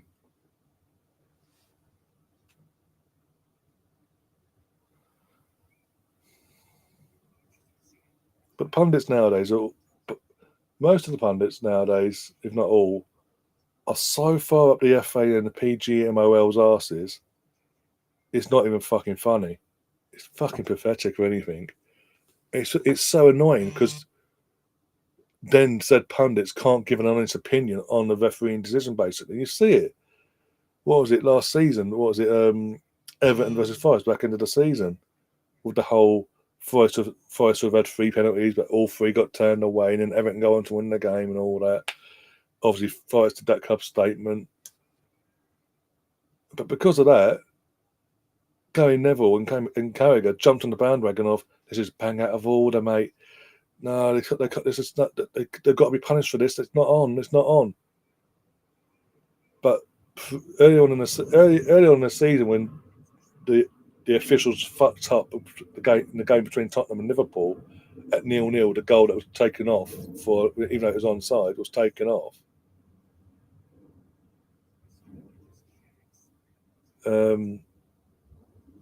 Liverpool released club statement. Carragher was on board of it then, completely on board of it. Neville was pretty much on board of it. He was trying to sit on the fence, but he was pretty much on board of it. But Carragher's really on board of it, as you'd expect. He's ex-Liverpool, but he's really fucking like, yeah, go on. They have to do something. Something's got to change. This ain't good enough to stand. But when it happened to Arsenal against Newcastle, and we did a statement, both of them bang out of order, Arsenal, what you're doing, not professional, you're not a classy club, And when Forest do it, they got the same reception as we got, basically. It's amazing if it affects their club, respectively, in terms of, in that case, Carragher Liverpool, or it's a media favourite in Liverpool, and Neville has to be on board as well. They come together and they unite as one for the good of football. But when it's a team it's not a media lovey, or they just dislike from their own historical hatred of the club from their playing days. The roles reverse, basically. It's like, la la la la la, nothing to see here.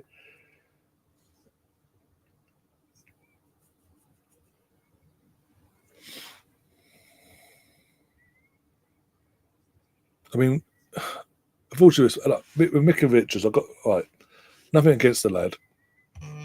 Out of all the pundits, he's got more about him. He's, to this extent, he'll defend Arsenal when others won't. In terms of for example, when we had to call for that game a couple of years back for not having enough numbers because of COVID and all that. That one game, it was like, Super Sunday, you've ruined our Sundays. But pretty much everyone else have done it already for about 2.5 months.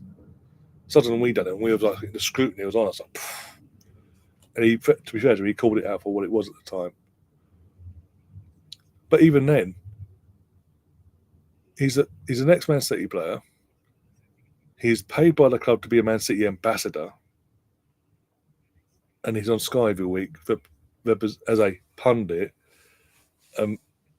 Literally, we've got some subs in. One sec. Frieda's going. I've got a few subs here. Bloody hell! Frieda's going off. Caitlin Ford's going off. Ford's gone off for Beth Mead. Russo's been hooked off. Christina Blackstone, so like for like, they don't agree with that. Cooney Cross. Cavaggio. I've seen Cavaggio come on. Kim Little is off for Cooney Cross as well. Who did Cavaggio come on for, though? I know Frieda's gone off. It looks like she's gone off anyway. A little bit mixed up there.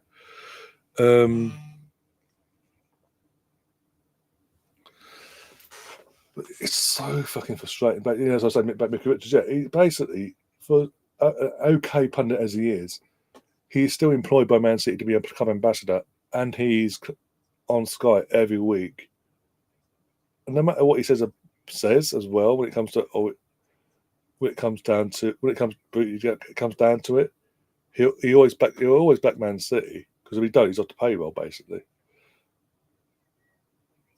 So even in that moment, is like, what he says about City, can you really give credit to it? Because obviously he's part of on the payroll to the club as a club ambassador.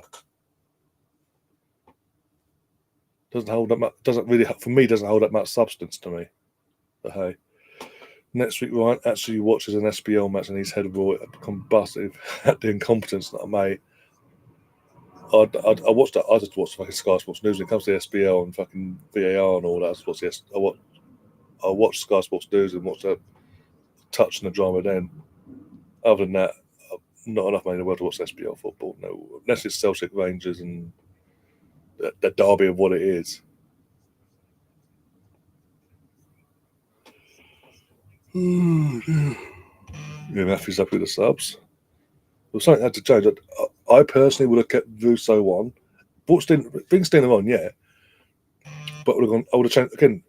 She has not changed. She's stuck in the formation. She hasn't changed formation. So it's at half time or now. So it's just like, is that Jonas mentality still with Renault in terms of the formation, and it can't be changed no matter what. We must stick to it and just do like for like subs. So yeah. See what Rosa can do though.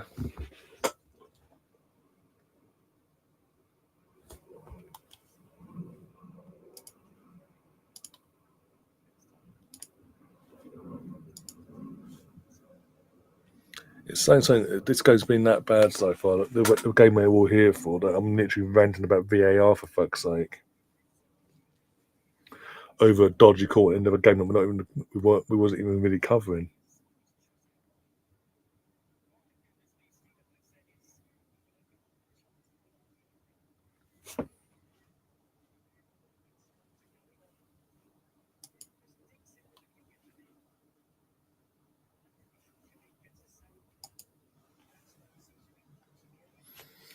And he's asking, how do you watch this live? It's on YouTube. Just type in the WSL, yeah. Like Kevin says, on YouTube. Just type in the Women's Super League into the search engine, and it'll come up basically. Obviously, just open up another tab, but it's 0-0. You're not missing much. There you go. That's how it's called. What's called. Yeah, exactly, Gav. I can't disagree with you because we've not done nothing with it. Apart from we've had one shot on target. It's 61 minutes of football. Can't believe a fucking pass to give it, let alone if I can have a shot. In the UK, assuming again, Ellie, I'm assuming living in the UK or Europe.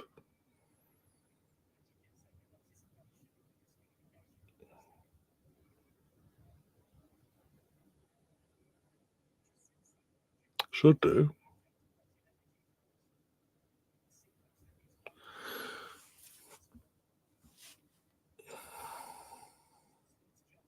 Oh, just wide. Still stuck with on fucking target. Wide again. This time from Steeler though. Hey.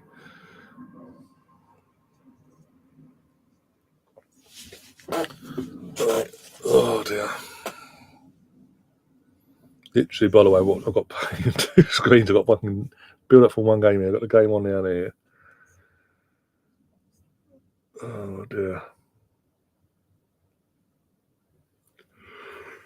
If we put these bets on today, by the way, let's have a look.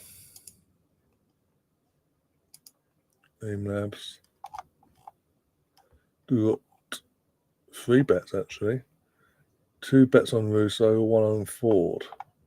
There's 7k in the pot currently, so it could be interesting if we won't get Russo. So if Steiner scores, and I was obviously Russo's gone off, so because it was Russo for Steiner, so if Steiner scores, you'll get a payout basically still, and Ford's gone off entry for Bev. So if Bev scores, you get a payout as well for that, for selecting Ford as well.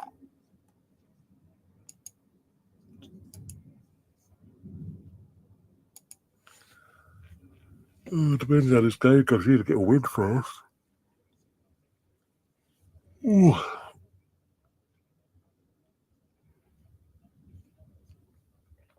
I might do, just because I might try and get myself a coffee though, wake myself up, because literally I'm starting to flag watching this game after my rant over the fucking FA and the PGMO and Sky and the whole corruption side of things and that bullshit, and also adding Suez in this game so far that we're actually covering, took it out of me a bit.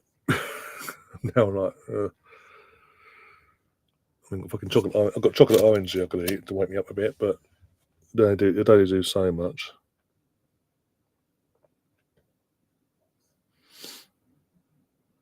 Also got fucking apple laces in this. One sec. Got me apple laces, sour. One sec.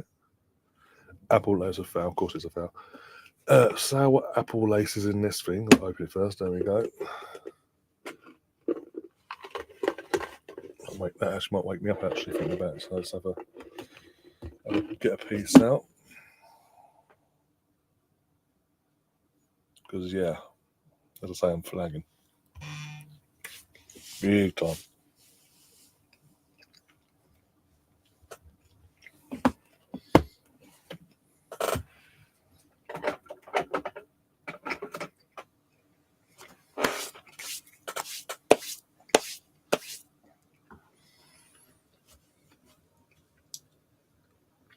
I mean,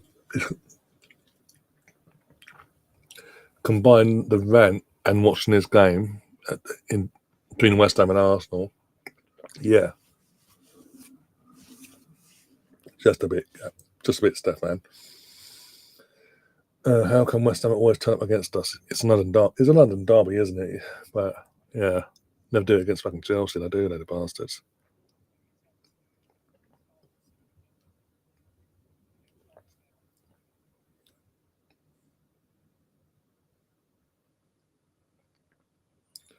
Not just apple laces. It's sour apple laces. What places? Apple laces covered in fucking sugar, basically.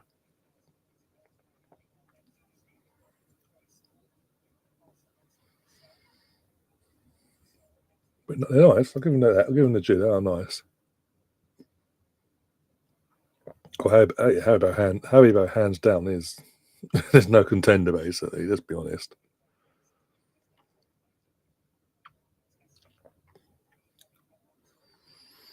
Got another corner we'll do fuck all with. Gives you wings. Yeah, don't mention the actual real brand because obviously you get set Tom off. Oh dear. So it's so expensive over. Oh, are they? Okay. What's the conversion in terms of what it would how much it cost you? What they charge us, what it would cost here, basically. If that made any sense. Never going to be given because of Arsenal. I'm sorry. It is him, isn't it?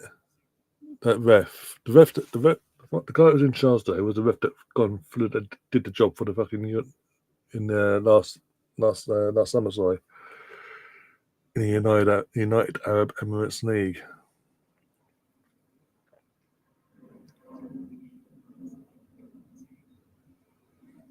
It's good for energy. That's why I put on it. The sugar itself, especially if it's like Hobo Tang Fastic, something that's sugar itself.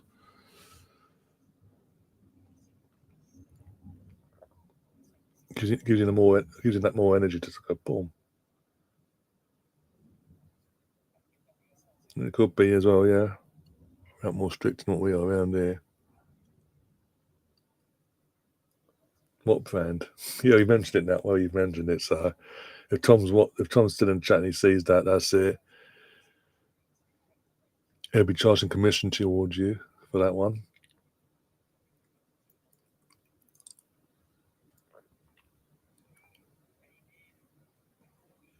The keeper makes another save. Definitely had nothing to do in this game so far. That continues, but it's just so bad, this game. Why?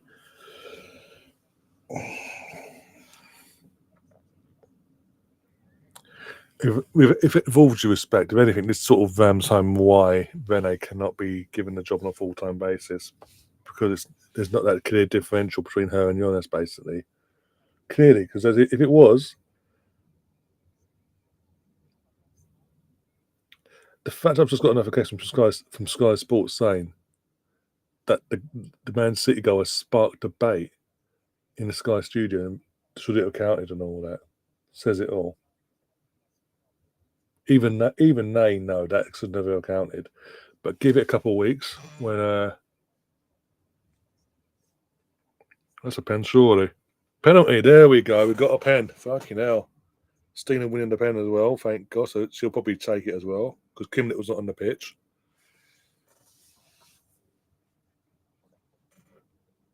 Okay, here we go. Good. Who was that for the ball? Fucking amazing ball that was. Out of one player the chunk ball away, and number 5 for West Ham come flying in as a took Stina out, completely took her out.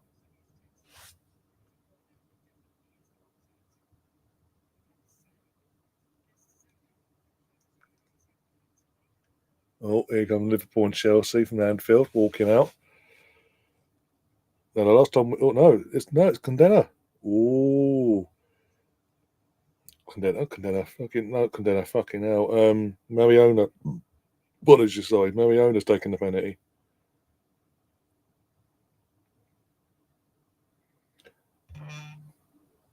Come on. It might be a few seconds ahead, so I'm just looking at my screen. instead. Come on, the last time we got a penalty against West Ham, fucking Kim Little missed. That was 2 years ago. 0-0. That was, oh my god, remember that. Come on. Yes! Yeah, you've got a goal to celebrate for Arsenal this weekend. Get in there. First WSL goal for us. Is that first?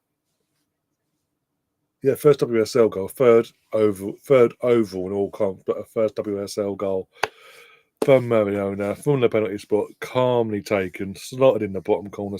Kick goes the wrong way. And we're off and running. Thank fuck for that. We've actually got a goal this weekend to celebrate. Yay! It feels good.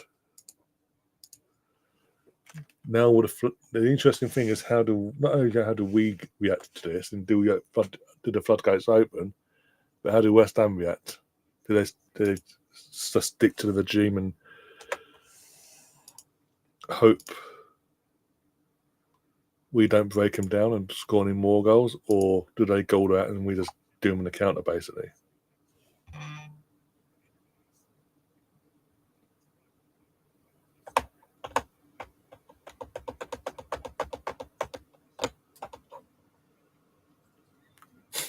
Yeah, fair enough, Catherine, fair enough. Surprised I've not seen Jean in the chat today. I know she'll be at home watching this or whatever. Lucy, she'll pop in for a bit. Maybe the game's that drabby so we can fucking honestly don't want to hear me fucking moaning as well. But hopefully she'll be back this week on Thursday with Liam for the Your Arsenal show. Couple of obviously because of the men's Champions League match on Tuesday, the podcast will be a couple of days later than normal. As long as that's okay with you guys. Thursday night 8:30 instead of Tuesday night 8:30 this week.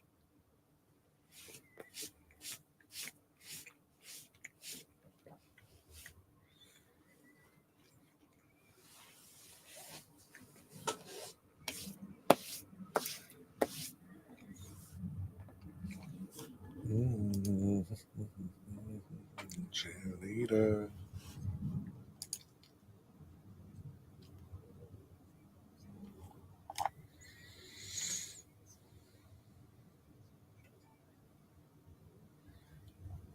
Even though Man City one, we need this Chelsea one to be a dull 0-0, basically.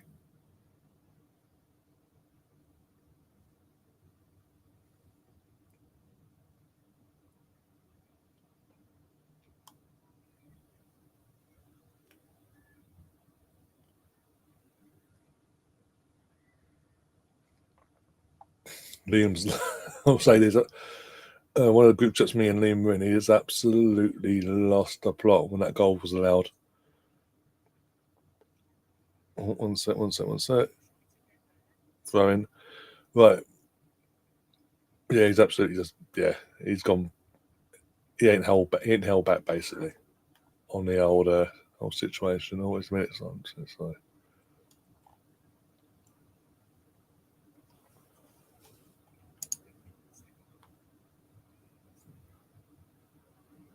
Last minute's applause. Who's it for? Who's the applause for? Can you let me know in the chat?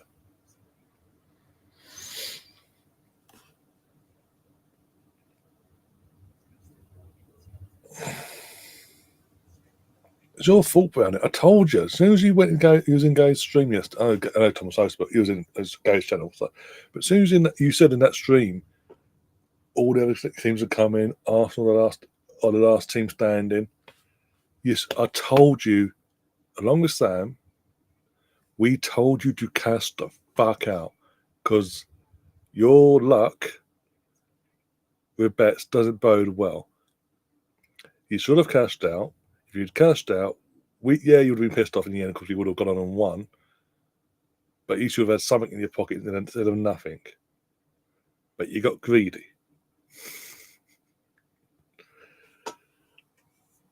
And you decided to screw us over that a little bit more. Why about Liam and the big Flying Pig? Yeah, Flying Pig. He's had his situation with the cup. Was it cup final? The League Cup final, not last season, the season before. He had that whole situation. during the last stream, had to basically go off to the hospital because he was just getting he got himself too excited, so to say. With Liam, it's more, he's more, yeah, you get the passion. He doesn't hold back in his passion, but at the same time, in the last month or so, he's been going through, as most of you know, he's been going through some bits and pieces on off air, basically, with private lifestyle things. Again, most of you know what's gone down. So,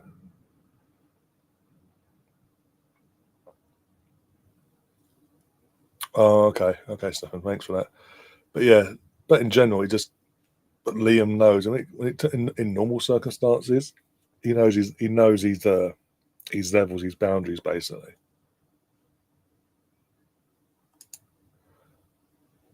That was your own fault, Brownie. Though you should have cashed out at full. When it was a fault, whenever games came in at full time, it was like whatever. I think now. Oh, so I think around 5 o'clock in the afternoon, whatever it was.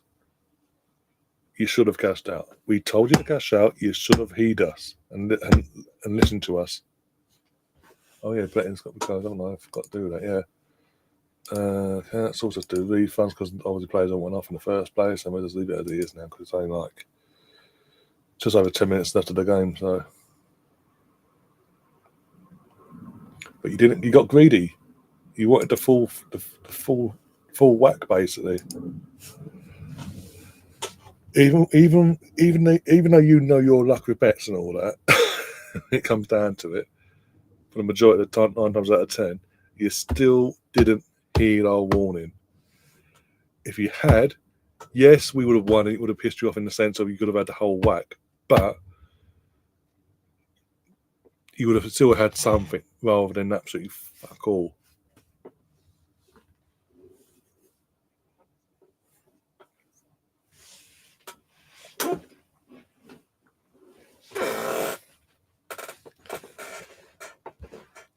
Well, next time, Brownie, will you pull that stunt? It was a stunt. Will you pull that stunt? One sec.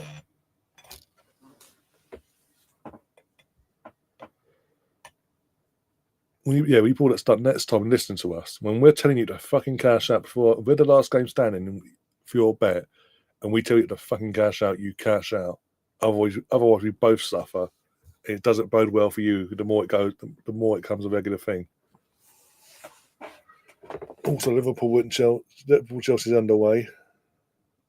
Red versus blue. Nothing's happened yet. Anyway, we need 3 minutes in on my end, and nothing's happened in that game, so don't have to worry about that yet.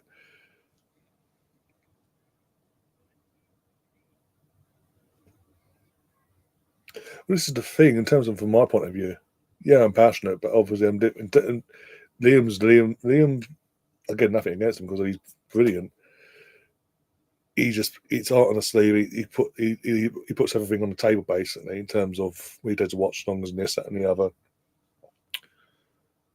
But obviously, there's difference between how he puts it across and how I put it across in terms of we both celebrate, but he's just a bit. He's just one sec. There's a claim for a penalty here. Well, they're claiming it, but obviously it's been waved off so far.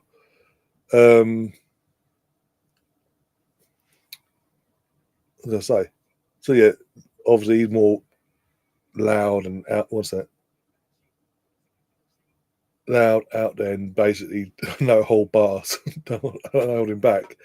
I hold back to an extent for whatever reason, but still show the passion as well, which is fine. It's all good. We all show the passion, and it wants it.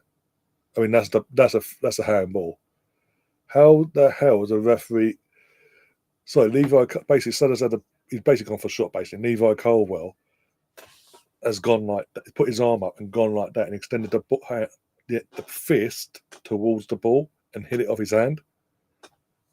It wasn't even like it was a doubt. It was clear and obvious. Ironically, if you think about it, and referee just went no, play on, and nothing's. And even VAR's gone, no, not clear and obvious for us. It's amazing what is clear and obvious for the VAR and PGMOL and all that in general, and what isn't.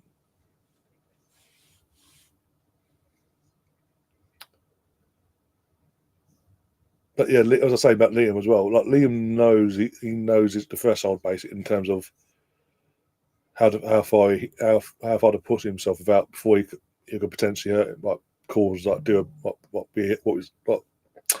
the Flying Pig did a couple of years back in terms of causing himself any problems. Liam knows his body limits. Then that side of things, he won't go that far.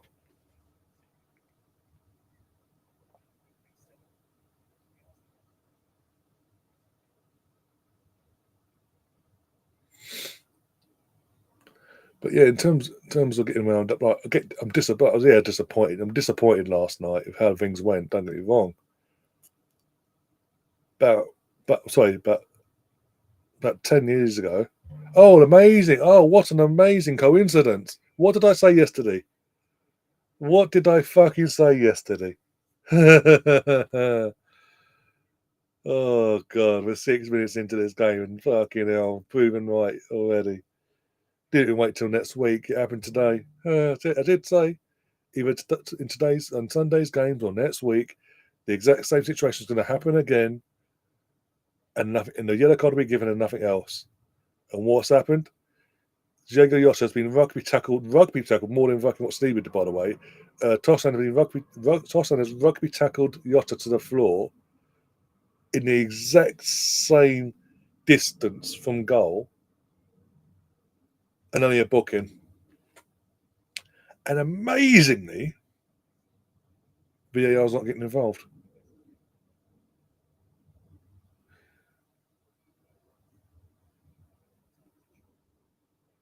VAR's not suggesting a red card, but they did yesterday when Howard Webb was in the stands with all mic'd up. But from what I can make out, he's not at the game today. Not mic'd up. What a coincidence. But there's no agenda line. None whatsoever.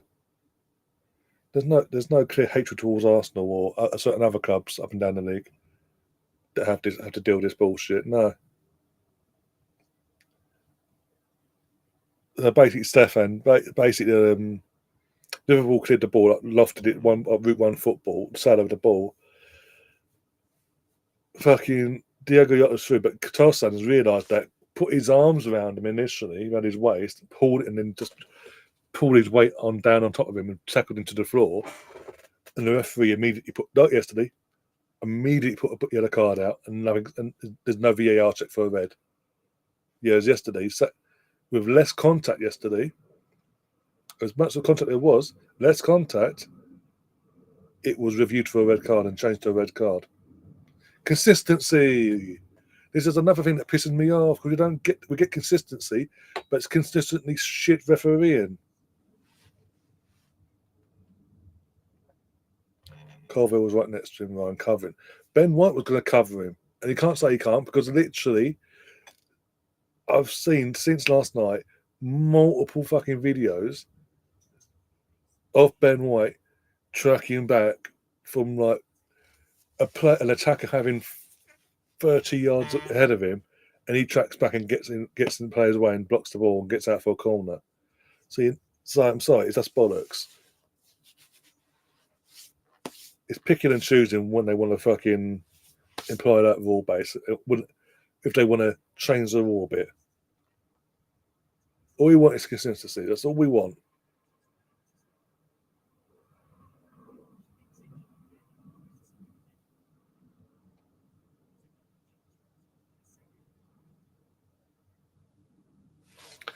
The scoreboard keeps fucking disappearing. It's really pissing me off.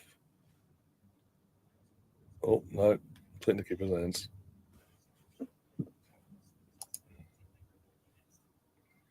Come on, Matthew. Even Matthew. He's like, yeah, this is bullshit.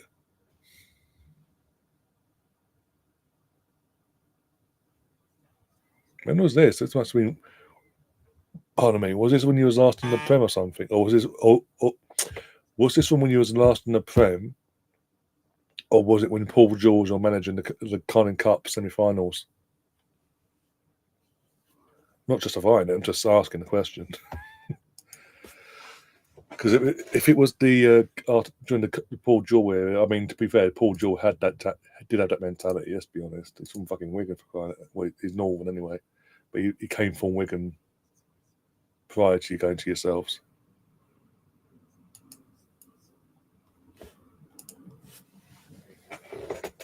And Wenger had a habit of obviously because we lost that first leg 1-0, didn't we? In the semi-finals of the league of that Carling Cup 2010-2011 season. Carling Cup, there you go, yeah. So yeah, basically, it probably after the first leg he beat us 1-0. Yeah, Wenger had a habit when he lost the game. He sort of won. Even back then, he had a habit of fucking saying things like that, basically, just like lashing out, basically, rightly or wrongly, yeah.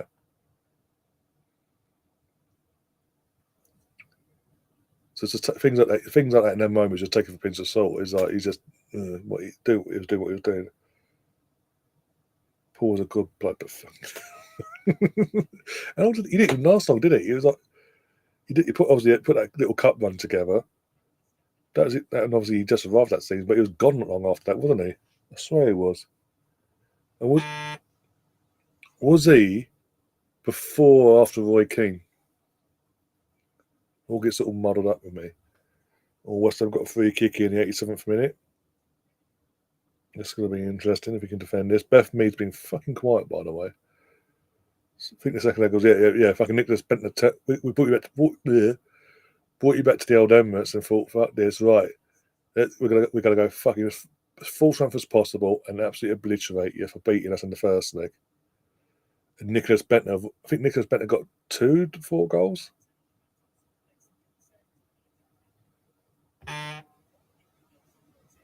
What was annoying for me on that night was for the second leg, because this was back when BBC briefly had some sort of rights to showing the Carling Cup back then. So, but they could only show, it was after Keno, BBC could only show live games from the semi-finals and the final. Anything before that, they couldn't actually show the live game. Something had to be like the highlights reel and all that. But yeah, so the first leg was on Sky, second leg was on the BBC, but what was worse for me is on the night of the second leg, first leg I weren't working, so I was like, oh, fantastic, here we go, on set. Go on. Yes, 2-0, and it's Rosa Kafaji sealing the 3 points for us. 2-0 to the girls. Rosa getting her first WSL goal. Thank you very much. 3 points in the bag, and an Arsenal team turns up this weekend. Come on. Stina with the assist. Gets in there. And relax.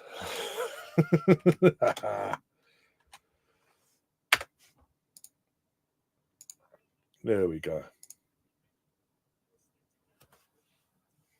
But yeah, as I say, so first leg I wasn't working, so I watched that at home, no problem, live. Second leg, I had to literally record it on the Sky Plus box at the time. Probably Sky Q, but Sky Plus box, and watch it back. But because I had to work the evening shift that night, so I missed the entire. Even though they were showing the game in where I was working at the time. Obviously, I'm working in the kitchen, and obviously I'm a chef, so I was working in the kitchen, so I wasn't allowed to watch any of it. I was getting updated, yeah, but I wasn't allowed any sort of, there you go, well done, Daphne, well done. Had nothing to do, just calm, collected, caught the ball, cool. KTV done for Fox, that's cool. So yeah, as I say, it's fucking annoying. As my shift ended, it was like the last 10 minutes of the game. So I thought, you know what, I'll stick around, watch the end bit, and just go and watch it all fully, properly when I get back. But it's just like fucking, and it was like, as I say, it was like 10 at night. So then by the time I got back, it was like, by the time I got home from where I was working, quarter to 11? Maybe quarter to 20 to 11, give or take. because I'm a chef all dirt and such a then jump in the shower, freshen up, fresh gear on and all that, pair of shorts or whatever, top on, and then downstairs, TV on, record, boom, bang. By the time I've done all that, it's about by the time that's all done and dusted, what we're looking about 11:30. So from 11:30 till quarter to 2:00 in the morning, I was watching this game, and then obviously got to be up early again I did an early shift the fucking next day, so it was like absolutely cream crackered. And to do all that, I was like excited. I thought, you know what, we're going to do, because obviously we were in that was the year where it was in the final four. It was us, you, West Ham, and Birmingham City. So I already had it in my head that we're going to end the trophy drought 6 years in, go to Wembley, good day out, hey, come on. And then obviously got to the final and Birmingham City turned up and did a fucking madness, basically. Everything that could go against us, that final went against us, literally. And no fucking Fabregas got fucking injured the week before. Was it the week before? It was the Newcastle 4-4 situation, and then fucking what's his name? Then Cesc got himself injured somehow, and he was out for the final. Theo Walcott got injured as well, so no Walcott, no Cesc. Still a good enough squad to do the fucking job, don't get me wrong, but it's just completely lost. But more so with Cesc, key fucking player, basically. And Walcott, if he'd been available, would have been more motivated because obviously he was part of the 2007 final, so he would have been more motivated himself to do a job that day. But hey, it's still a good enough squad on the day to do a job, but we just fucking took it too easy and did the Arsenal thing, or where Arsenal we won the game and fucking we didn't. But hey.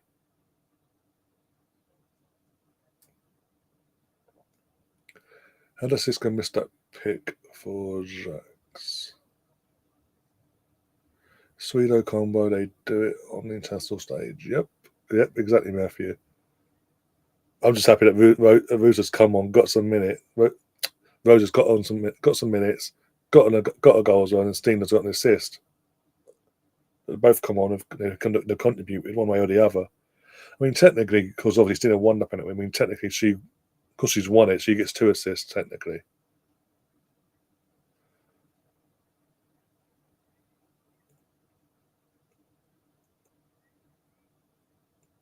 Yeah, exactly. I get that because obviously they're local rivals as well, Stefan. From your point of view, I get that.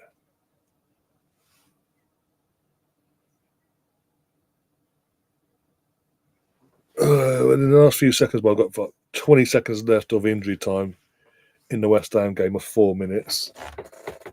And yeah, we're actually winning the game. Woo! I think once these girls know the situation in terms of, from a full-time point of view, who's the manager going forward or head coach, however they want to address it, they'll start settling down and we'll start hopefully use this as confidence booster. There we go. That full-time whistle. There we go. Full-time whistle's gone. Arsenal win 2-0.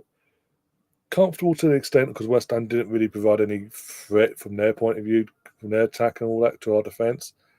As I say, as poor as most of that game was today, we fucking phone, shut up. Fucking threw me off, that has.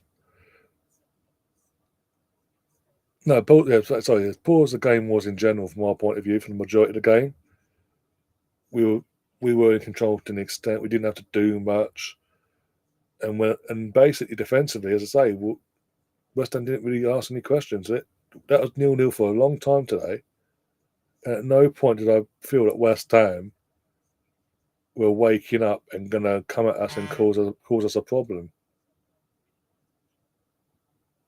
And obviously, we got the penalty. Obviously, 4 subs were made, literally on the dot.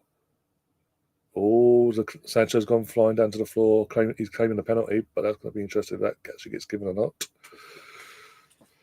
But yeah, 4 subs were made, and all 4 subs had an impact in the game. The game changed drastically in terms of we had more control, looked more comfortable, more at ease, got the pen.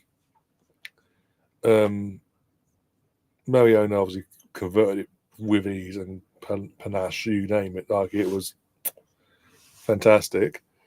And then literally get to seal the game, get the points on the board, staying with the assist, cutting across the face the goal, and Russo, Razak Kavaji there, getting our first with the not for the Arsenal, but our first WSL goal, sorry, in general, basically.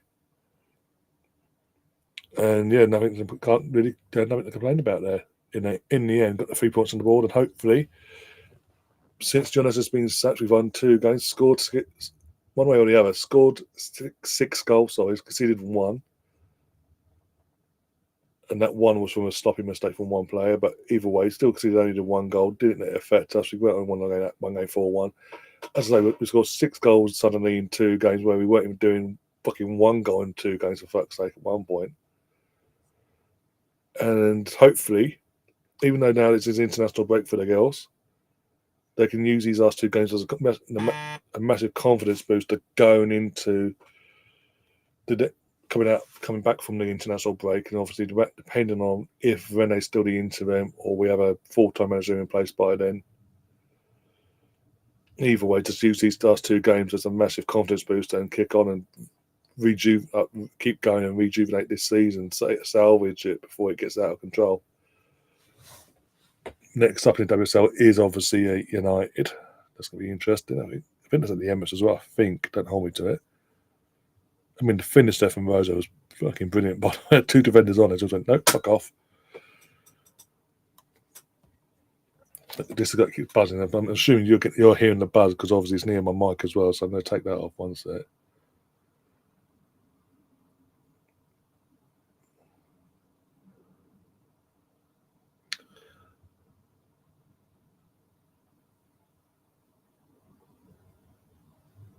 Here we go. I've got Russ, big up Russ if you're watching.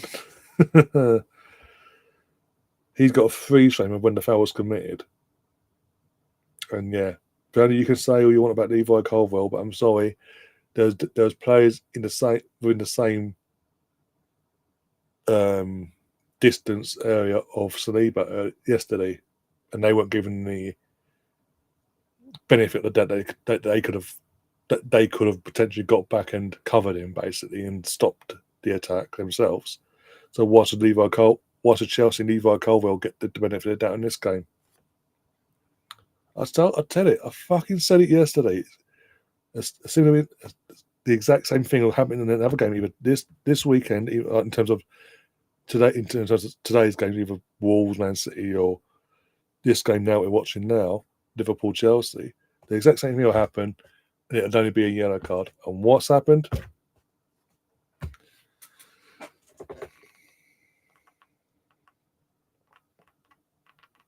But what more's got to happen? What is? We see all this week in, week out, all these incidences, be it obviously what mentioned now, obviously the big talking about this week is that obviously the sleeper sending off. You're seeing today, it's not a sending off and things like that. You're seeing the inconsistencies. You're seeing it. We're seeing it be something like that or something different in terms of the rules and all that. Week in, week out. Not just under Howard Webb. We saw it under Mike Riley as well when he was in charge of the whole situation. It's gotten worse for fuck's sake. It's actually gotten worse. This game, by the way, is shit. Nothing's happening. We've got 24 minutes in. There's no shots yet from either team. But I mean, fucking not Declan. Reece James got lucky there. Oh, that is not a foul. That is not a foul. He has literally caught his studs on Gakpo's foot and fell to the floor. Ay.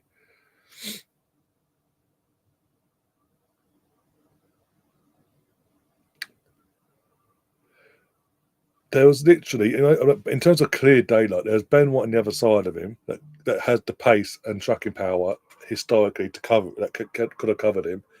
But there's 2 or 3 other Arsenal players and Bournemouth players in and around that foul that happened. And they're saying, well, we can't give them the benefit. We cannot give any of them players the benefit of the doubt, but we can give Levi Colville the benefit of the doubt. And no, the sea ball wasn't near the goals. It's literally in sync. They were both the same distance, Brownie. Go look back properly. Go look back. Get a screenshot. Look at it. Compare the two, and see how fucking spot on it pretty much was for the distance.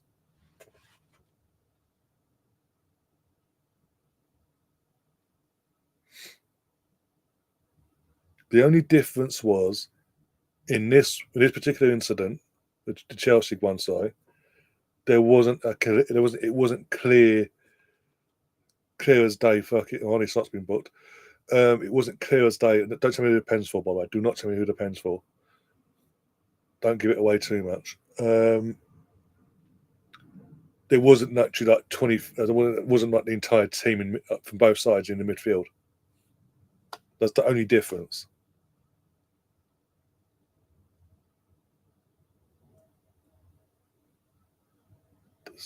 Alex, I know what. I'll close the chat. I'm going to assume. Actually, know what. I'm close to finding out by the looks of it. Oh, yeah. Penalty. No, there's not a doubt about it. Kilville's like, no, mate, you got away with it fucking last time round. No, you get away with it.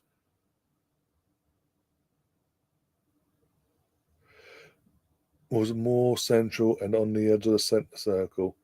Oh, you know what, Brownie? You know what? I'll go and find the screenshots of this game and that game, and we'll compare.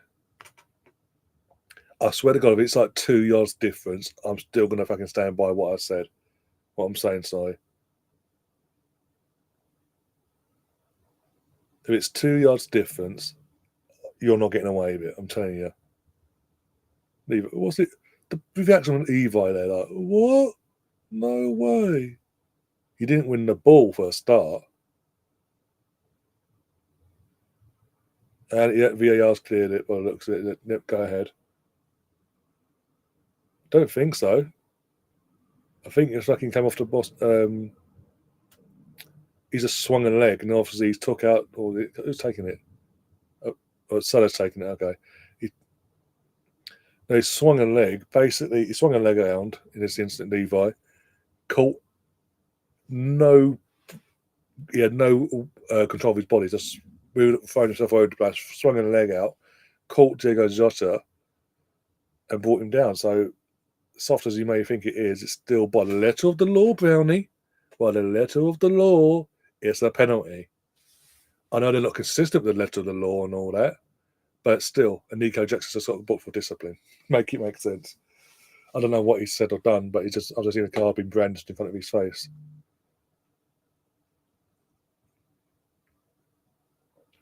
Oh, Sanchez in goal. There's no way San's missing this in front of the fucking new built stand there at Anfield. Sorry. There you go, up for the cheeks. Little run up. Sends keep the wrong way. 1-0. Thank you very much. Oh God, this is the worst thing for Arsenal, especially after fucking City's bullshit earlier. Oh, this makes me sick. I feel sick. Oh, I hate this. Because there's the thing, I fucking hate Chelsea, but because of our fuck ups, I can't fucking.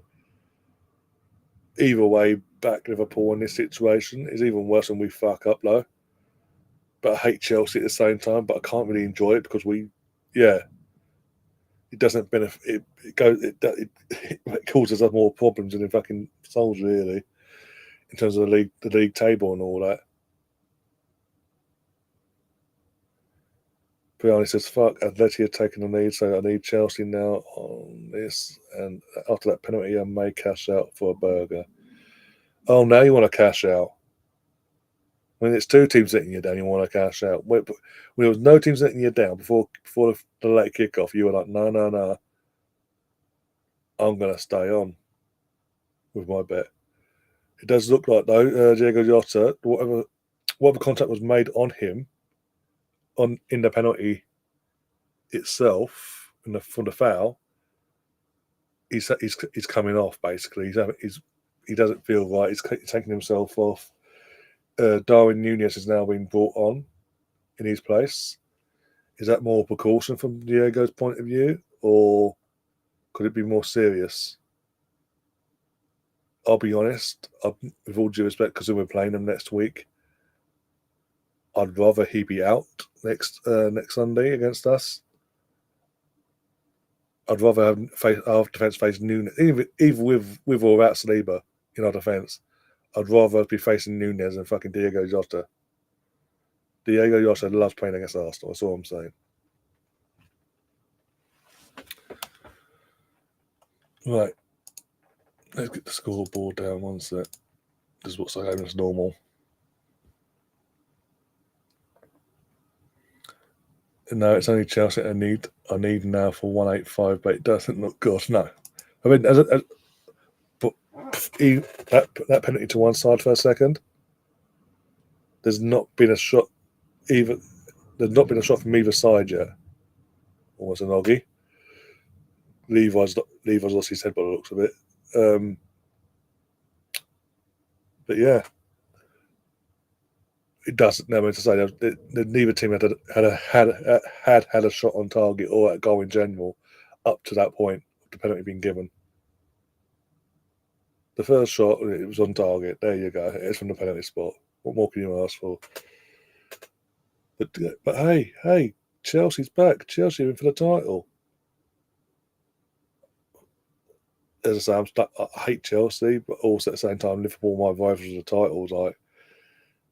And I don't need us going into that game like we did pretty much like last year. Fucking, what was it last year? We were 5 points going into the Arsenal v Liverpool at the end of last season.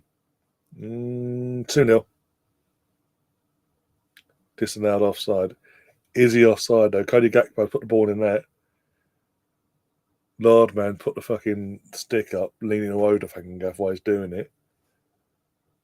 Let's have a look. Is Cody not read the line? Oh, he's offside. Not Cody though. It wasn't Cody. I think it was Salah that was off.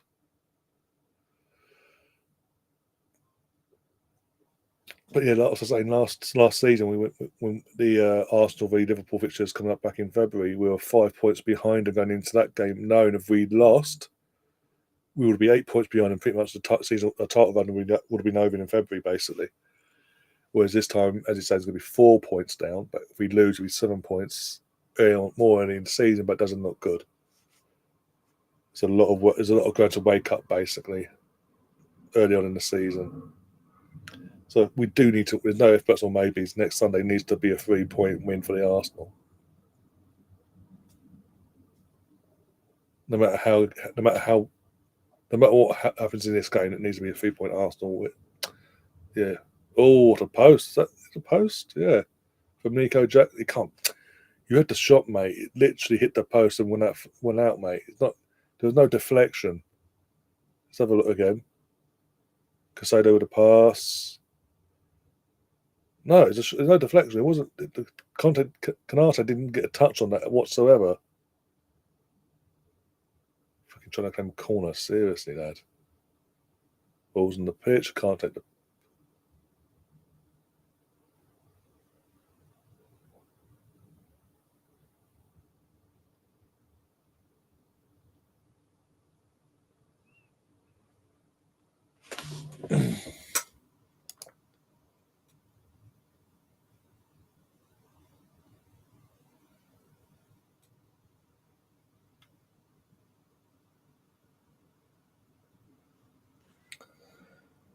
Oh dear.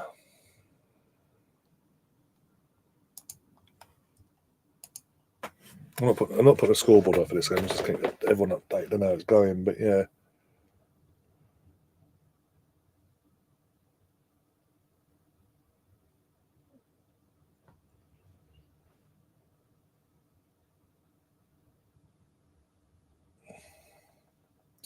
But so far, 35 minutes into this game, what I'm seeing from Chelsea is showing me what I've been saying all along. They're not back for a start. The first proper test they get after playing Man City in match day 1, where they lost, by the way, 2-0, I think it was, at Stamford Bridge against City, match day 1. other than that, they've played teams they should be beaten anyway, or whatever. But they have dropped points along the way in them games as well. Let's be honest, especially at home, Patterson Forest. This is their first proper big gun test since match day 1. And what have they done? Barring the fact that Jackson just hit the post there, what else have they done in this game? Offensively or defensively? And let's be honest, by the letter of the law, as Browning everyone, all these rivals like to fucking put it, by the letter of the law, they should be down to 10 men, like we were yesterday. We want consistency. You've got to fucking be. You got to be on it. You got to call it. You got to put the pressure on. And want consistency. I'm telling you now, Brad. If I get them images up and I compare and I'll put them together, send them together. There literally is like 2 or 3 yards difference. Either way, I am coming for you. Still, I'm not letting you off whatsoever. If it's 10 or more yards further difference between both fouls being committed, then okay, cool. I'll let you be. I'll leave you be and all that. But if it's like anything less than that, your life won't be worth living. Because all I'm saying, you can't call for a red card in one incident and not for the other. Slubber slide, straight to keeper. Slubber slide. Liverpool are literally carving Chelsea open at every opportunity they get. Chelsea look tentative and panic-ridden every time they get the ball. They don't know. They're already clueless what to do. They basically have no idea what what they need to do to get back in this game. Reece James looks heavy. Let's put it that way. He doesn't look match fit. That's all I'm going to say on that. And that was poor from Cold Palmer. That was piss poor. The worst pass in the world from the greatest player ever.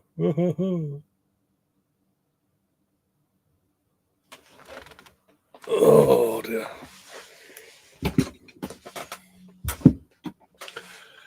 I thought VAR would be a vast improvement and make the game better, but that was the whole point of it. That's what we all led to.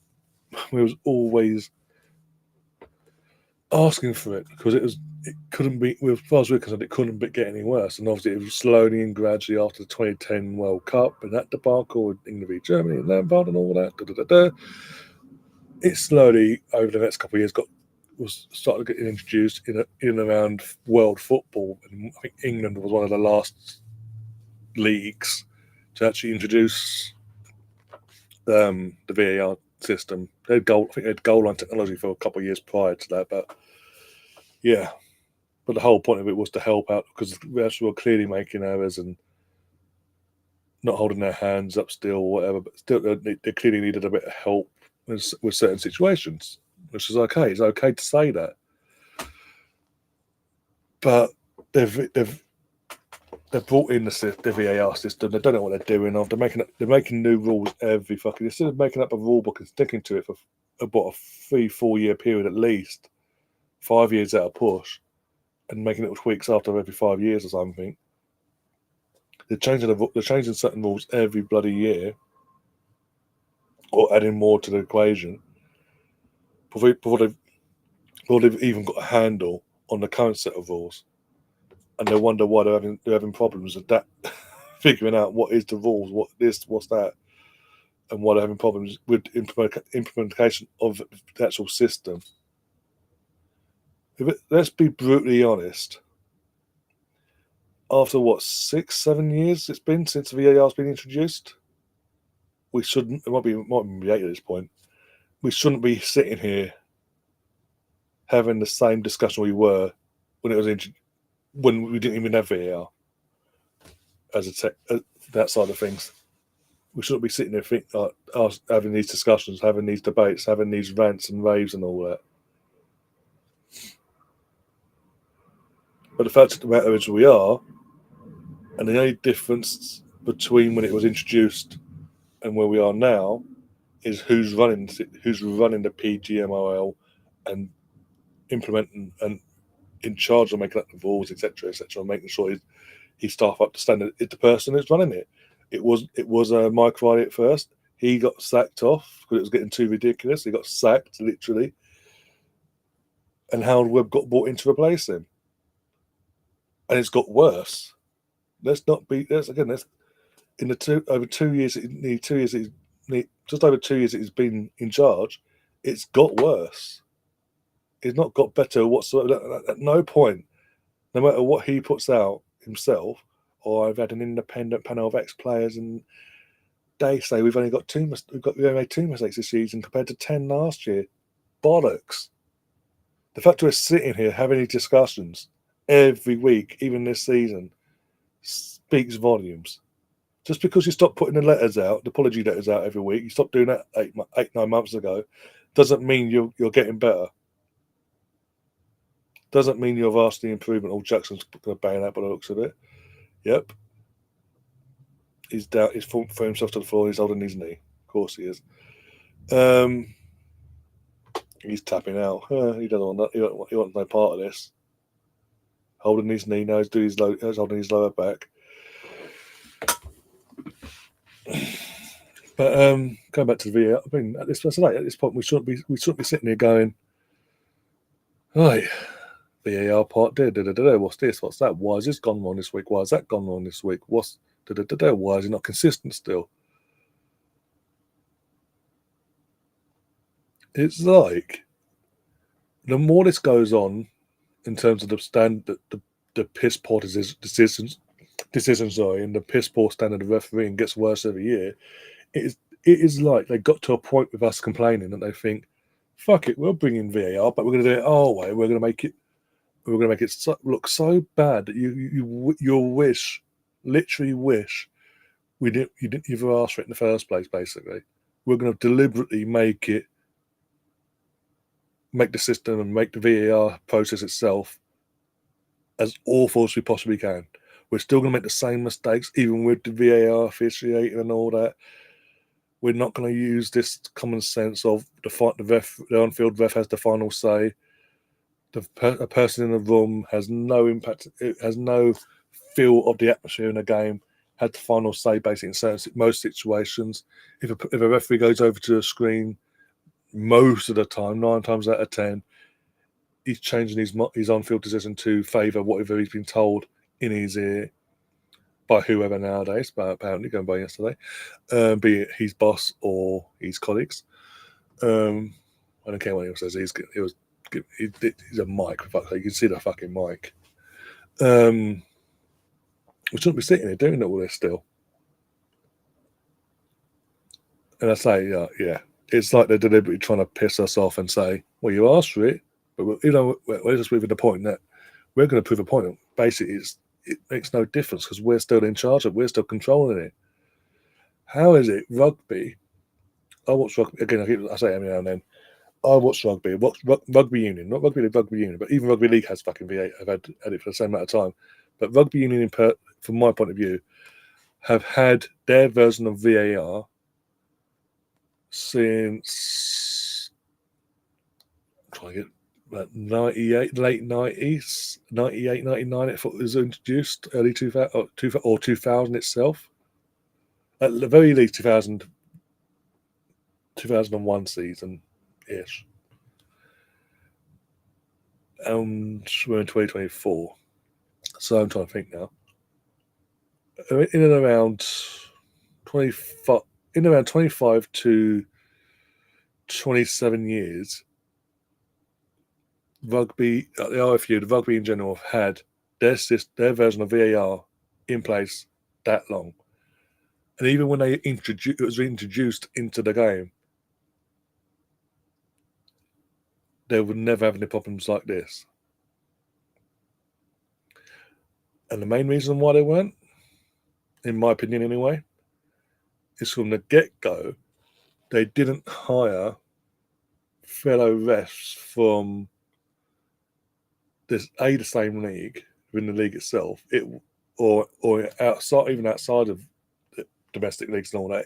It was your normal everyday man that basically knows how to operate the technology at his disposal, but was effectively just trained to not only use the tech, but learn all the ins and outs of every single rule in the book.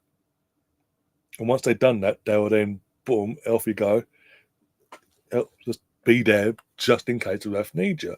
And if he misses something, you see it, you make him aware straight away. It's fine. It's simple. It's cool. And again, I know Bernie saying about the pace of the game and all that. It doesn't come. I don't care about it, because at the end of the day, my point is, I've had it from the get-go for nearly 28 years, for fuck's sake, and I've never had an issue. And it's the main reason is because the people in their version of VAR in the room aren't fellow referees that are looking out for their best mate. Whereas with the Premier League, is another ref looking after his mate, basically, causing more problems.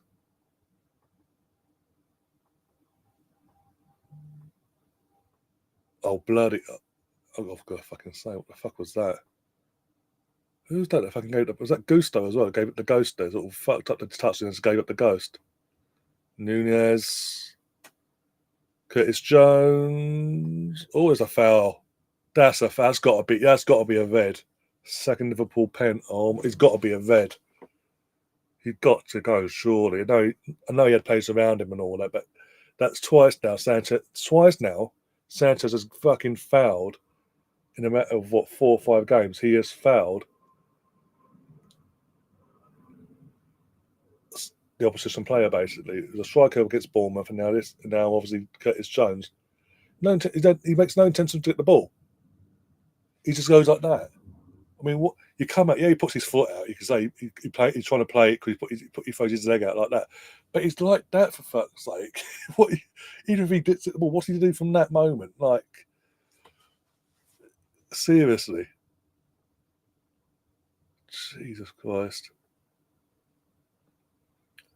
And also, yeah, like Stefan says as well. I mean, for 28 years that they've had it in rugby, from the get-go, they're mic'd up, and not just the audience at home, but the audience in the stadium, the fans in the stadium, if they want to, can listen in to what the referee and the person in the room, the VAR room, from rugby's point of view, are saying to each other, and how they're coming to the conclusion. And basically, one way or the other, by the crux of it, it still comes down to what the on-field ref, who's in the atmosphere, in the moment, what he feels is the right outcome.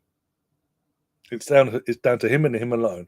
Whereas in Premier League, it's a fellow ref looking out for his best mate. Still, either which way whoever they put in, they're still looking out for their mate to make sure they don't look stupid one way or the other. Is never good for business. Let's be honest.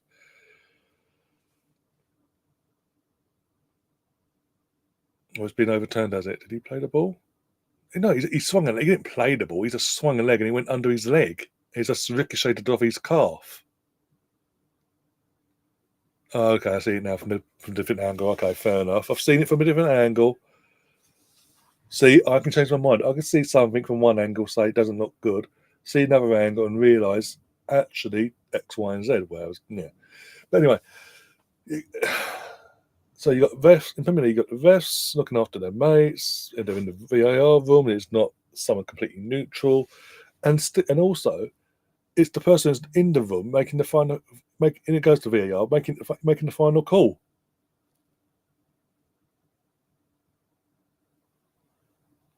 And in the Prem or in general, refs aren't being mic'd up like they are in rugby.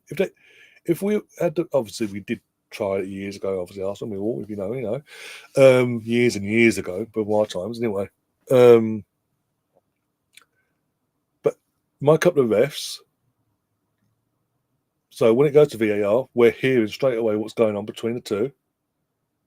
Either way, we know we cannot say when the audio does get dropped weeks later, it's been edited and this, that, and the other to favour whatever's gone on. We just give us the audio, mic them up, let us hear the audio. the commentators and all around the world at these games, they can hear the audio. Why can't we? Why are we being held back and not allowed to hear the audio? And also let the fans have the option of hearing the audio themselves. Giving them as they're going in, ask them, do they want a headset to listen in on today's match officials if it goes to VAR? Then you don't have you will not have. If that's the case, and as I say, that at home audience as well, have got, no matter what, have got that coming at them. Like you do in rugby, you're not going to have us sitting here going, we might disagree still, but we're not going to sit and say, oh, the audio has been edited to X, Y, and like, wait for the audio to come out 2 weeks later. Oh, the audio's clearly been edited to favour their decision, basically, to favour them. We all know it's not been the case. This is how they've come to it. And like it or not, we then have to suck it up from now on in. But there's more clarity then. It's more clear, more concise. No if, buts, or maybes.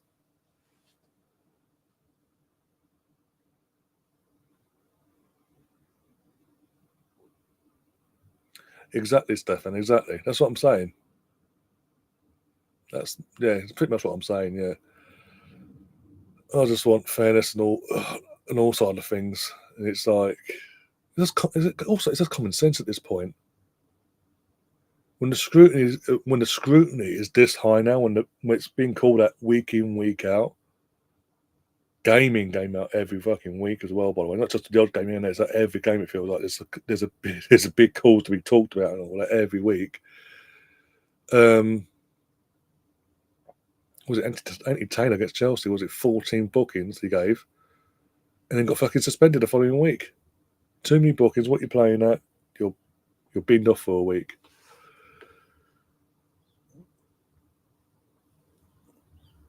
But it gets to a point now, as I say, when the scrutiny is so high on Howard Webb and his mates. Let's be honest, they are his mates. These are the people he's in charge of now. He was working alongside as a fellow ref when he was a ref.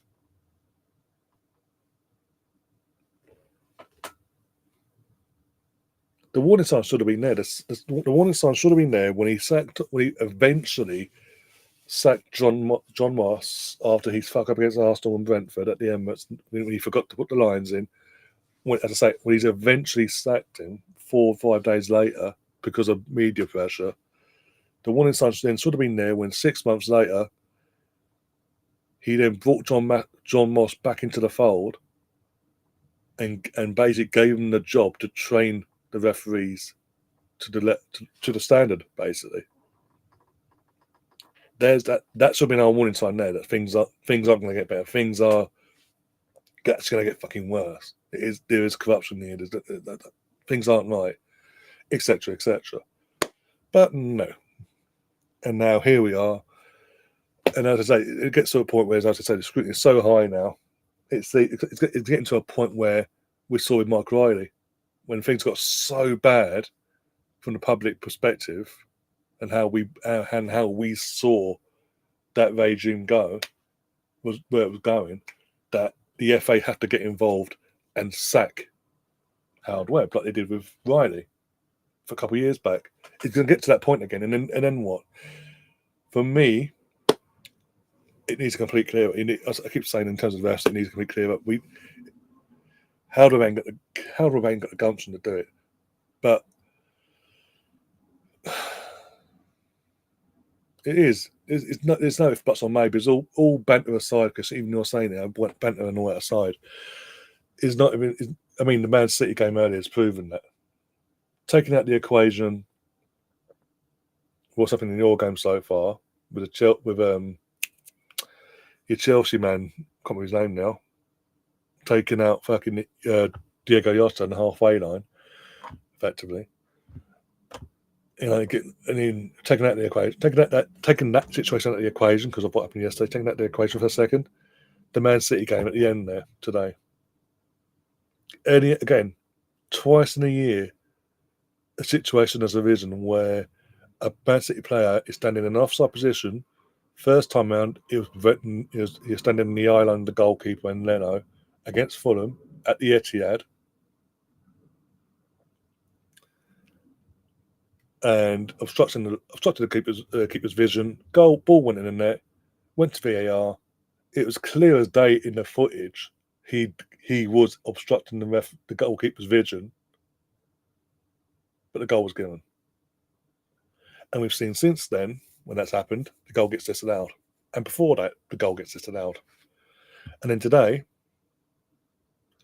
Bernardo Silva standing in offside position. He goes out of his own way to make contact with the goalkeeper. This is left there. The goalkeeper. He backs into him himself, full body weight into the goalkeeper in an offside position. He's deemed interfering with play as the ball comes in. Goal scored, disallowed. Goes to VAR. Again, for the first time I've ever seen this, the referee has been sent over for this situation,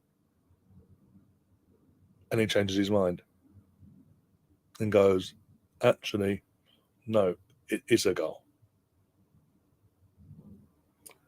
How many times have we seen a referee go over in the Premier League, just the Premier League alone, because we're talking about Premier League here, seen a Premier League ref go over to the screen since they started using them after the first year when they didn't, and stick to their guns, twice, I can tell you, twice.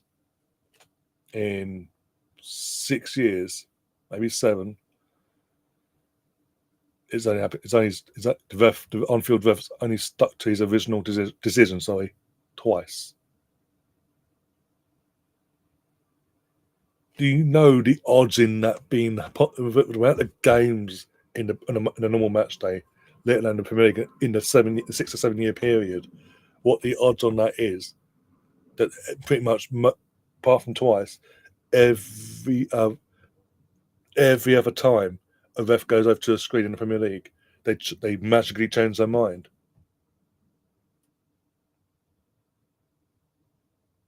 And even when they've done that, even what was it when Howard Webber initially came in and they were doing that, and then they realised they fucked up by changing their mind and by changing their on-field decision. They fucked it up there, and the letters were coming out, and they was like, well, if you're stuck to your fucking original decision in the first place, you wouldn't be in this situation. You wouldn't need the fucking letter. But why is it, in terms of this instance, City twice in a year, when everyone else gets, when everyone, I'm not saying just us, I'm saying everyone, all other 19 clubs in the Premier League last season and now this season, in them situations, the goal would not stand. The goal would have been disallowed against Fulham. The goal would have been disallowed against, would have stayed disallowed against Wolves. Sorry, but Man City, it seems different rules to them because of who they are.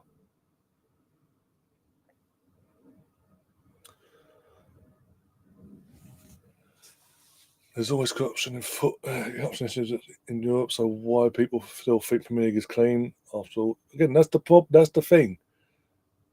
They're trying to make out their squeaky clean, and we all know that's not the case.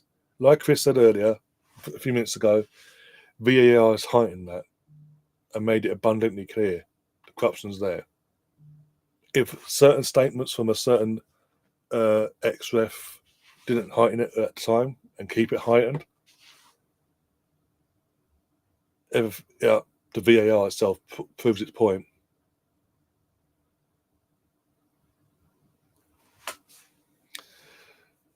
But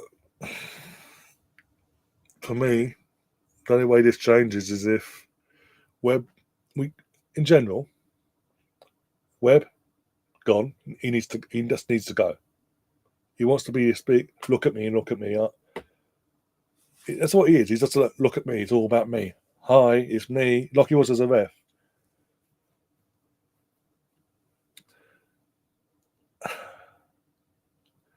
As I say, he needs to go. And then as he's going out the door, before they even hire anyone to replace Webb, every single Premier League referee company got, all 21 of them, needs to be retired or sacked. That's not good enough. So basically retired from the game. They need to be forced into retirement one way or the other. And then you go to fucking FIFA, you go and get Kalena, who's got no emotional ties to the Premier League, no emotional ties to anything in terms of Premier League or the English game. Make him the head of the PGMOL, no matter what people think. Make him the head because he's got no allegiance to Premier League or any of the clubs or this, that, and the other. None whatsoever. You then you get him and let him bring in refs that he wants. Bring them up through the ranks that he thinks are good enough from the ranks from the Premier League, from the FA side of things here in England, or go out abroad and get the best of the best. You're going to be the best league in the world. Go and get the best refs in the world, and have the best ref of his time run it all. And with all that, when it comes to the VAR side of things, do what they do in rugby. Have done from the get-go. Go and get tech-minded people in. Get the rule book in front of them. Get them to learn the rule book and get it all up to have them all up to scratch on that. Make the rules simple. Again, that's another thing that in terms of UEFA and FIFA got to do as well. Make the rules clear and simple. None of this. For section 4.1 of this and that and the other. No, it's just one rule for this, that, and the other. Done. Make all these rules simple, clear, concise. No if buts or maybes. Get these tech-minded people up, trained and up to speed on the rules and what the tech they've got at their disposal, and then boom, off you go.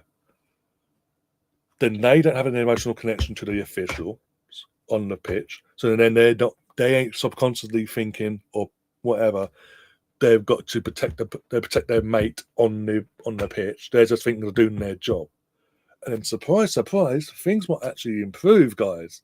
But until all this happens, until these changes that I'm talking about actually become a reality within the Premier League and the PGMOL, we're going to be stuck here in a loop every weekend, not just every year, every weekend, until we're fucking brown bread at this fucking case, basically. Having the same discussion every day, every week.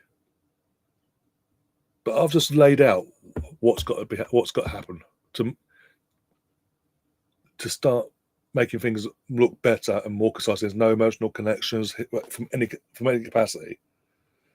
And also, if you're getting refs from abroad, the law of average, in terms of you're getting the best of the best refs from abroad, they're going to be supporting teams from their said countries. So again, there's no connection to locational wise to a team in the Premier League. Whereas at the moment, we've got pretty much 9/10 of most of our 21 Premier League refs, if not all of them, are from up north, are from Manchester, Liverpool, or the greater area of Manchester, basically. They all support, well, one of them supports Liverpool in Gillett, and all the others are literally from Greater Manchester or Bolton or Manchester itself. It's from either Man City side of Manchester or Manchester United side of Manchester.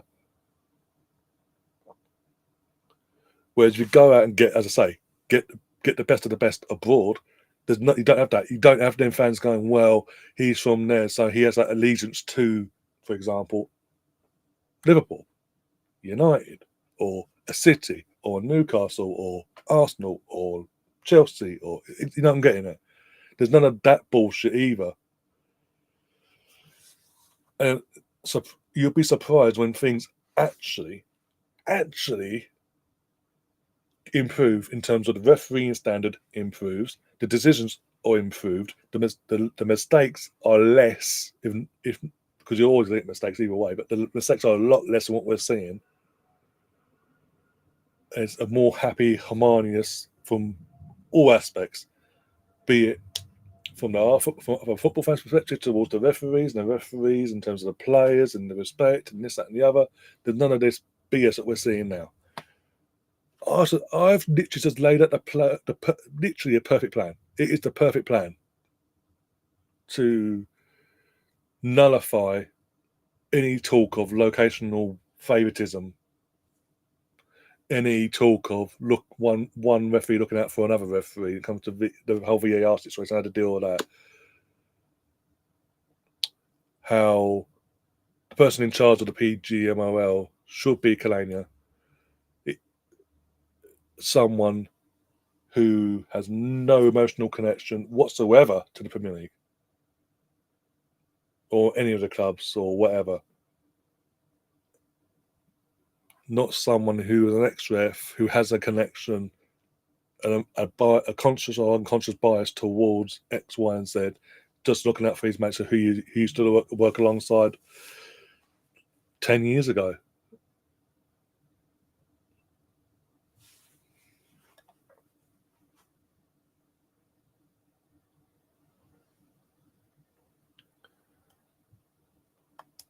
The Greater Manchester. It pretty much is. Let's be honest.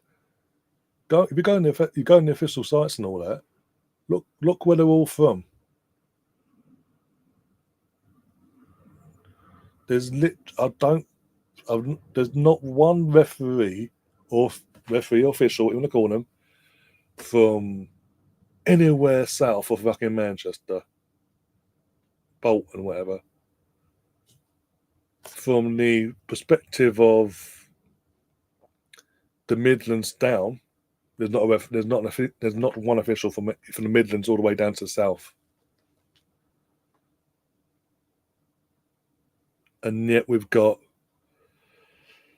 a situation of every referee, literally, as I say, from Manchester and the North, and literally when it comes to the big games, be it Arsenal, Manchester City, or Arsenal, Man United, or Arsenal, Liverpool, or Manchester United versus Man City, or Man City versus Liverpool, Man United versus Liverpool,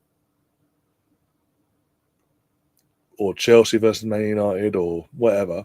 For example, when it's I'll just cut the bullshit. When it's Arsenal or Chelsea or Tottenham versus Man City or Man United, for example, but the referee, his fourth officials, the VAR officials are all from Manchester. What's going to happen?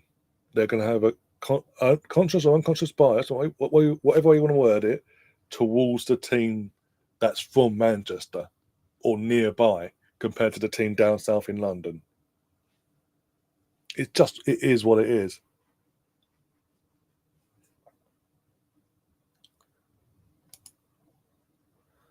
Oh, and there's an Arsenal fan and Labour supporter. What's your opinion on Stammer's freeload? Well, okay, right. Right, in terms of the Arsenal side of things, let's get on this, because it's an Arsenal channel. We're talking Arsenal and football anyway. From the purely Arsenal perspective first, in terms of before he was Prime Minister, when he was just the leader of opposition, he was just a normal minister, whatever. He was a season ticket holder with his boys. He was a season ticket holder to the Arsenal in the stands, right? So he was a paying fan into the club. Because he's become Prime Minister, the club reached out to him and said, for security reasons, we would like to move your season ticket into one of our boxes for your own security. Because you're Prime Minister now, you're a leader of the country. For your security, we'd like to do this. If you want to stay in the stand, that's in your particular seat, fine. But you're going to need security either way.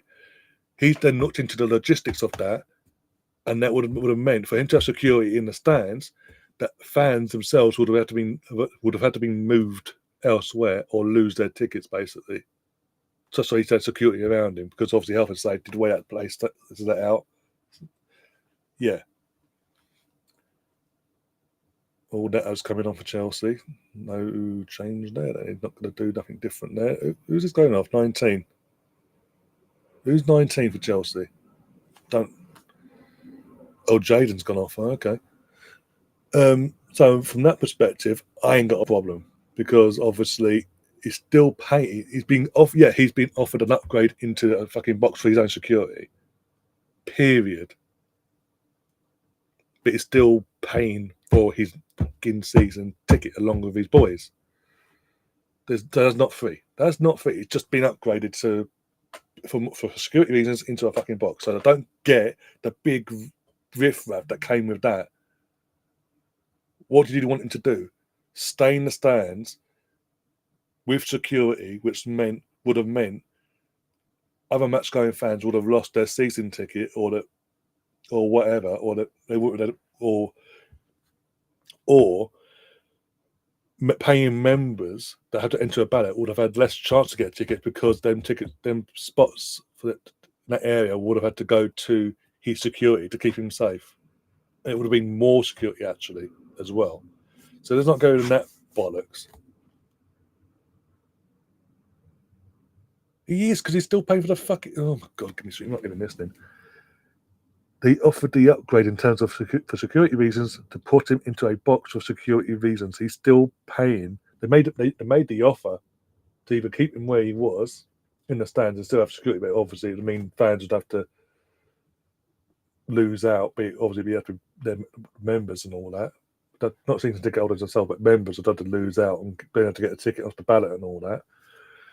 Because obviously added security would have meant them seats would have been taken by security in and around him. He is still paying for his fucking season ticket. It'll just be a bit more because he's in a fucking box now. What do you want? What do you want him to do? This is my question. Whenever for anyone that's having a kickoff, and this is the thing, we've all been brought up to be told, don't believe everything you read or hear in the media, especially nowadays. You know what the media's like and where they swing in the UK, and yet you're sitting here going, why didn't he pay for his box when he actually has paid for that box? Because it's now part of it's literally part of his fucking season ticket. He's been upgraded into a box, but he's paying that bit extra. So he has that, so he can have his security guards there, just in case anything happens. The head, as fucking Chris says, he's the head of the state. Is that 1-1? No. I'm going to say, he's like running off. I was like, fucking what? After my rant in there.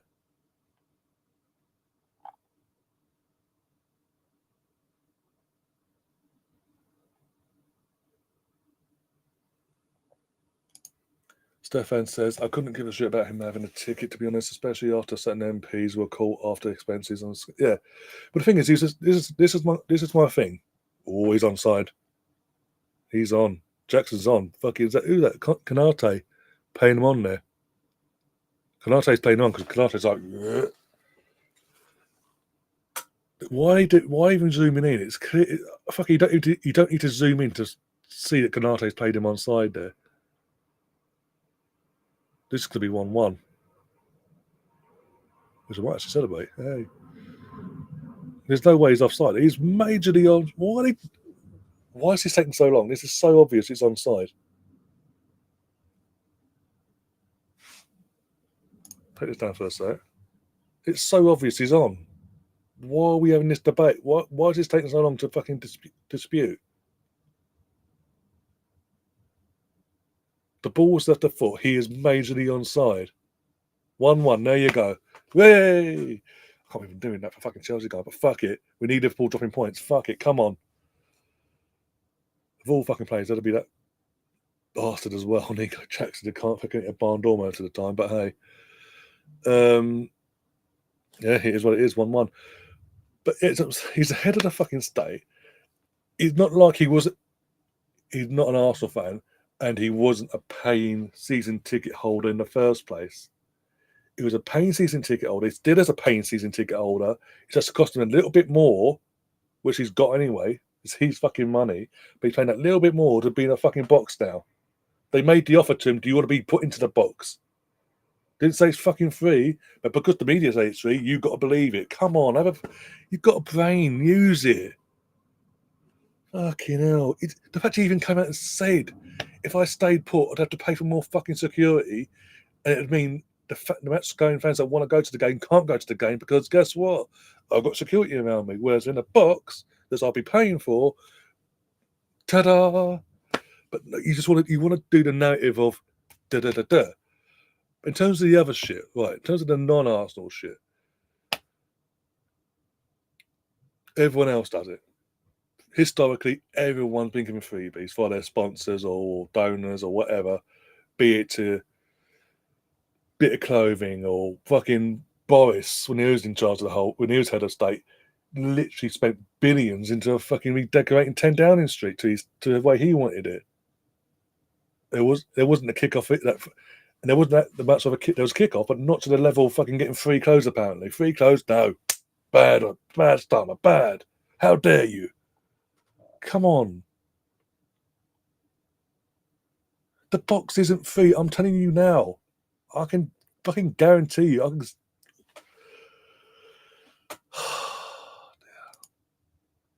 Box isn't free. I'm telling you now. They offered him their fucking upgrade for security reasons. He said, knobhead. Up 2-1. That's Curtis Jones as well. Ball's in the net. I might have to check it just to make. Cause I've just looked and the ball's in the net, so I don't know if it's going to count or not. The box costs 14 per game. He's a multi-millionaire. 14k is nothing to him. Fucking hell. Do you think he's fucking live on the council estate or something? Do you think he can't rub 2 pennies together or something? Do you think he's piss poor? He's a fucking prime minister. Even before that, before he became a member of parliament, he's a fucking lawyer. That count. That's no problem. It's poor touch, first touch, but Sanchez being Sanchez doesn't do fuck all and just lets it go in. Oh, bro, you want to believe it? If you want to believe, no, I'm not going to get into it. You want to believe what you want to believe. That's fine.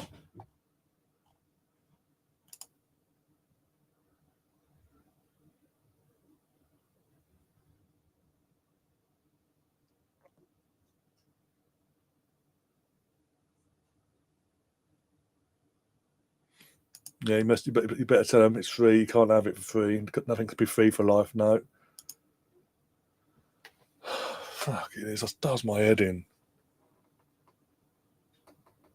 And why is it a problem that he gets free? Him and his family get free clothes given to him via whoever their donors are or whatever.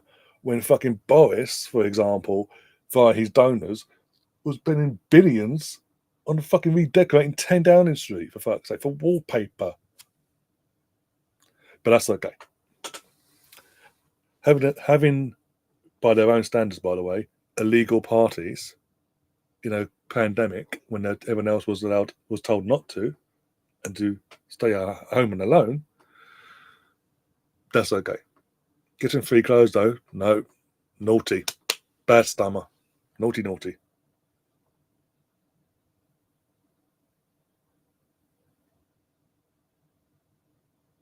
Oh, behave yourself, Brownie.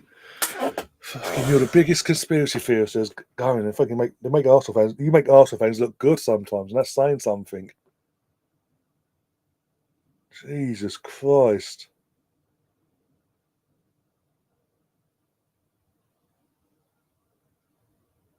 Oh God, of course he does. Of course he goes down Little Britain. Of course he does.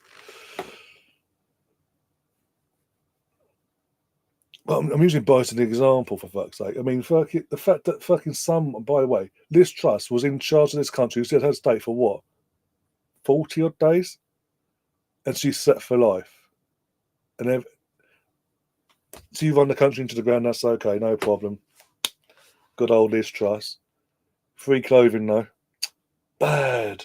Naughty Starmer. How dare you get free clothes or be given access to a friend's apartment for a couple of days whilst you're campaigning during the pandemic to keep your family safe? How dare you? Naughty. Fucking the deputy, what's her name? Angela Rayner, on her own free time, goes and enjoys herself, goes on a holiday to enjoy herself. The media can pick up on it. No, Angela, no, not allowed a holiday. You've got to be working 24/7. How dare you let your hair down and enjoy yourself and go on holiday and enjoy the sun or whatever? No. Rishi Sunak goes to a football game. La la la la. Well, what a great person he is. Yeah. All the freebies that he fucking took. Nothing said. Not a word. But because it's Labour, because it's a Kia, and as I say, in Labour in general, the standard's different. Because like Stefan's answer to my question earlier, the media in this country, where do they swing? Tory. They are Tory mindsets, for fuck's sake.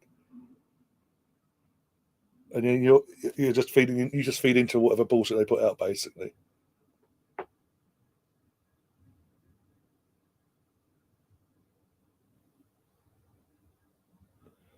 There's only been one cut, and that's to the fucking heating, basically. That's for the one. The thing is, the cuts to the heating is the one for the pensioners that have got money actually coming in that they can afford to actually heat their house. The ones that can't, they will one way or the other look after. And they've still got the triple lock as well. They only took the triple lock away. So when come April 1st, they're still getting their massive pay rise in their pension as well from that point of view. But the ones that definitely can't afford on their pension to put to have heating or whatever, they will be looked after. Trust me, one way or the other, they will be fucking looked after.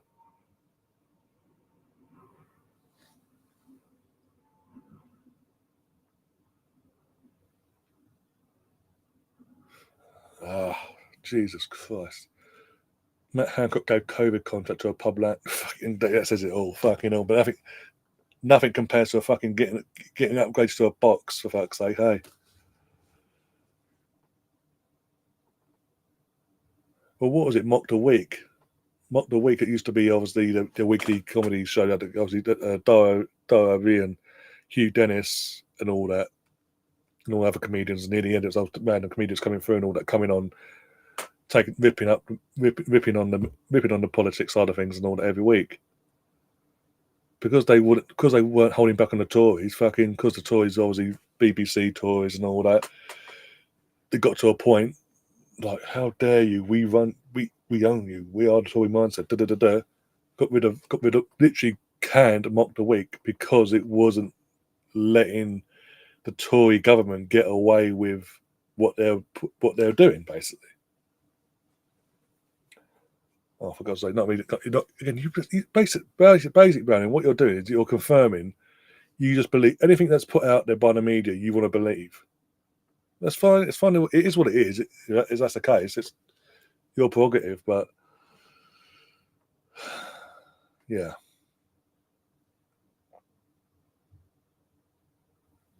Are you kidding me, Brownie? Oh, God. Okay, whatever. I'm not going to keep going on about it. Stefan says, crap, what does that mean? Is that 2-2, 3-1, what? Red card? Someone broke an ankle or something? I don't know. You can spoil this game, by the way. I don't care about this game. You can actually go into it and just say, goal, Liverpool, or red card, or whatever. Or mistakes, or what. Yeah, just go mental, basically.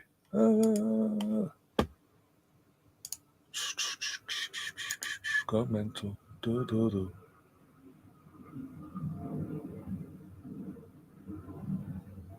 do not. Okay. Oh, yeah, got closed back, haven't we? I swear I closed the date. It's just been a pain in the arse, isn't it? Yeah. Bernie is the only toy in the south of Wales. But you can.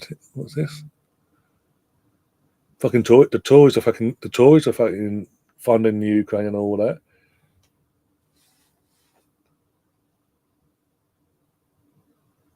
I have just told you, the pensioners that are fucking well off, that can afford fucking to live without the welfare thing of extra bit of bunts to heat their house, the ones that can actually heat their house with their pension and all that, normally, they'll be fine. The ones that obviously can't will still be looked after. Trust me, in the next few weeks, it will come out X, Y, and Z. This is a plan in place to look after them and make sure they don't. Nothing bad happens, basically. They don't die or get ill or whatever. Jesus Christ. Exactly, Chris. It should be. And that's what I'm saying. The pensioners that are fucking well off either way and don't need the winter fuel allowance themselves, is just an extra bit of bunch for them, basically, they'll be fine. The ones that can't will still be looked after one way or the other. It'll just be a different scheme, different name, different twist to it, whatever. Yeah, Lord Sugar. In fact, yeah, he's fucking receiving it, fucking asking questions, but then knowing under the toys probably was. Exactly, Stefan. Yeah. But there will be ones that I'm not saying there won't be. There was intentions that will need that, but it will just be named. It'll be branded. That's what they're doing now. They'll be branding it up, making it all rebranding it, and this, that, and the other. Little twist here, little twist there, and before you know it, just as the temperatures start really dropping and potentially causing an issue, the ones that can't afford will be fucking looked after. All this hoo-ha, for fuck's sake, over this. Yet for 14 years, this country has been running to the fucking ground, Brownie. One way, I know you've got your grievance with Labour from your point of view, from the Welsh side of things. That's fine. But just open your eyes and don't believe everything you read and hear. Just because the media say X, Y, and Z doesn't mean it's fucking true. And coming from a fucking Arsenal fan, in terms of the box, when it comes to a fucking Arsenal fan, telling you he is basically being upgraded to a box, but he's paying that bit extra for it, and he can afford it. There's no if buts or maybe that he can afford it. Oh my God, I don't be listening now, is he? The whole thing of he's been given off a box for free is a load of bollocks from the fuck. What again? He is Labour. Media is Tory mindseted. Why would they tell you he's been offered an upgrade that he's got to pay a bit extra for, and tell you the complete truth on that? Why would they tell you the truth? Why would they not? What do they gain to benefit from lying to you? Oh yeah, the uproar, how dare they? How dare he? X, Y, and Z. All this uproar over it was literally nothing like what it's fucking been put out like.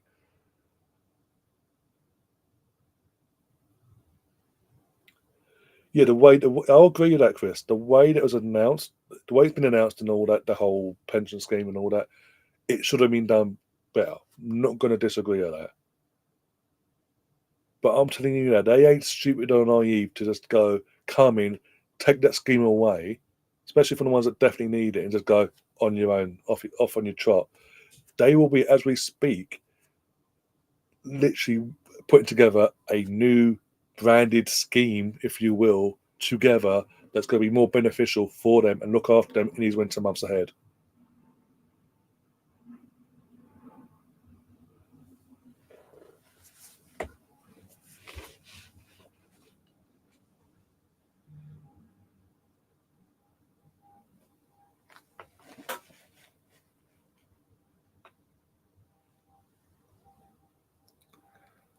Off the wall from Cole Palmer into the stands. Corner. Oh, dear. You couldn't just draw this game, could you, Chelsea?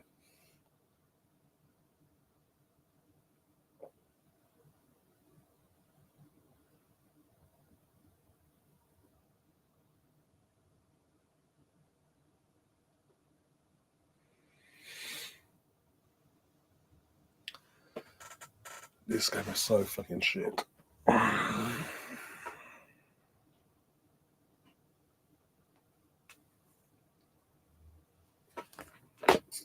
think I've pissed off Brandon to the point he's left us now, so we're good. We're good. We're good.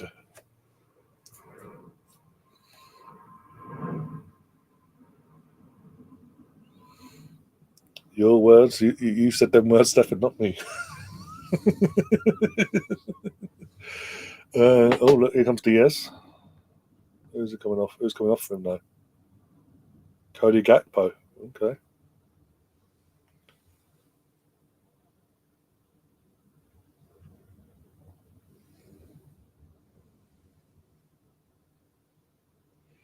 Still don't get why it took so long for the Chelsea equaliser, for brief as it was, why it took so long to fucking say it's a goal. He's onside. They zoomed in like 2 or 3 times on the image for fuck's sake. They didn't need to. I'm sitting there, I'm seeing the original image, and I'm like, yeah, Konate's playing them on.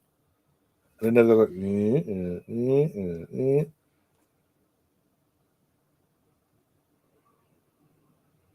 the chat's got to be fair. We're not sitting here in dead silence. Imagine if Liam had been decided he wanted to pop in today, and Brownie had been putting this stunt today, for fuck's sake. Oh, mate, for fuck's sake, let me guess, it's a fucking media outlet. But you Google it, and get me guess, it's the Daily Mail or the Daily Star or whatever they're called nowadays. It's a news article. I guarantee it's a news article from a fucking media, from a toy fucking mindset, stating the words free.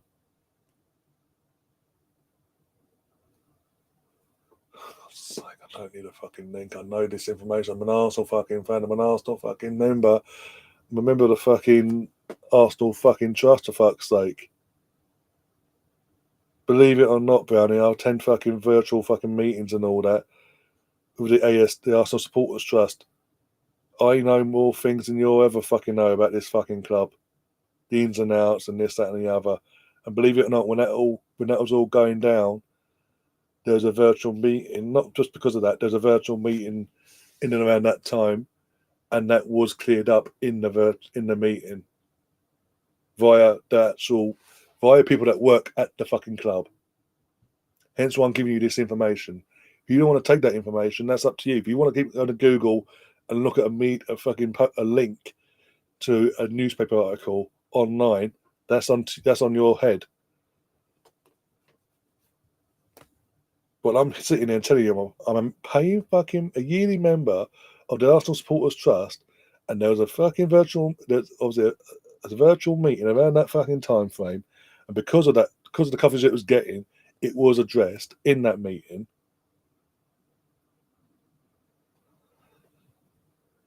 And the fucking club, people from the club itself, fucking put in clear fucking detail the whole situation, what their situation was.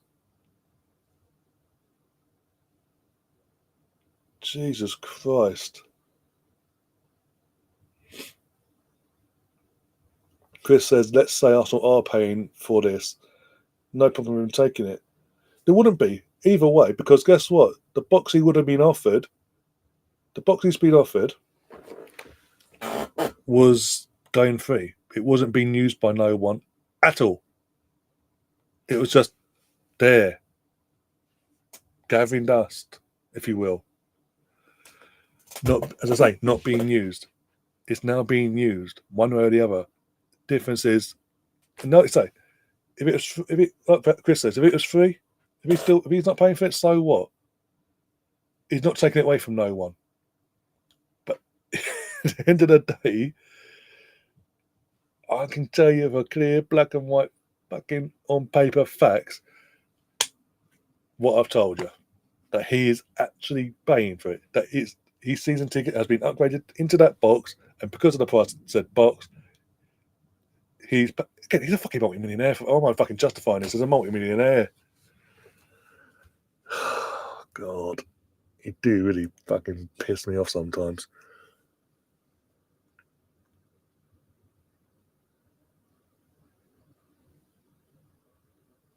Oh, B.A. Brownie, for fuck's sake, don't start this bollocks. Oh, it's going to hurt my head. Sam, deal with him, please. Of course he is. That's what he's been doing for the last 40 minutes, Sam. Thanks for joining, by the way. That's what he's been doing for the last 40 minutes, because this game's so shit. He's been asking me fucking questions about what, because I'm an Arsenal supporter and a Labour supporter and all that. What do you think of Keir Starmer? What's going on there? The free stuff. So as an Arsenal channel, I thought, we'll start off with the Arsenal thing. Cleared that up. I thought he won't nearly go, and now he's coming up with this bollocks. God.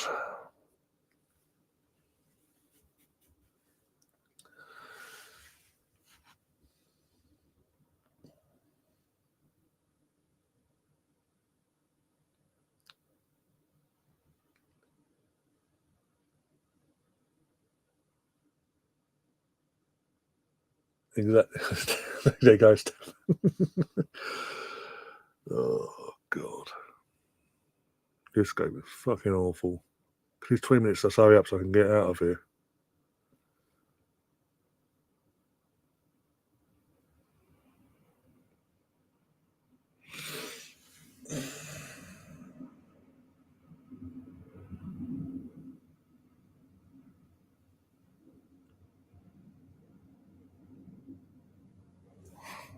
You actually make me fucking tired.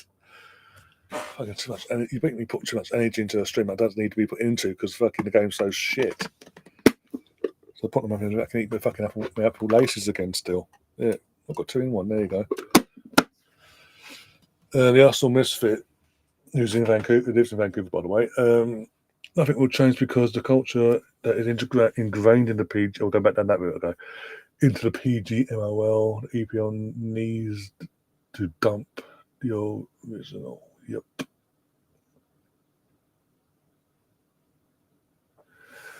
Again, Sam, I've tried explaining this. He doesn't want to listen. The alternative, I even told him the alternative. The alternative was Kia stays in the stands with his boys, but has to take up more seats within and around him, which means paying members that have to enter ballots will have less chance of getting tickets for said game because there's tickets that would have been allocated to these members of staff, the security staff, basically, so he could go to a fucking game with his boys. Whereas, yeah, there'll be security staff still there, but not as many, and it won't cost an arm and a fucking leg. It's just his normal every day. It wouldn't be extra added on. So again, it's not coming out of the public purse for him to have extra security at the fucking stadium. No, you're giving me fucking rage. You're bollocks.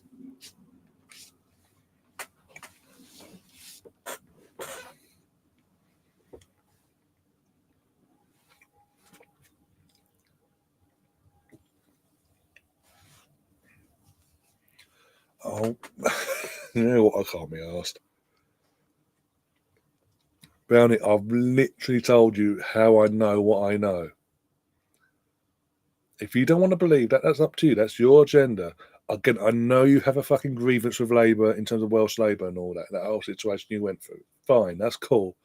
But for fuck's sake, open your eyes and be open to the prospect that what I'm telling you is actually true, that I'm not lying to you. Why would I lie to you about this? Of all the fucking things to fucking talk about and lie to, seriously.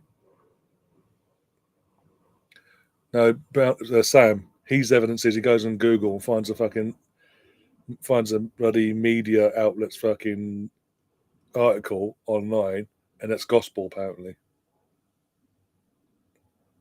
Because the UK media are well known for telling the truth.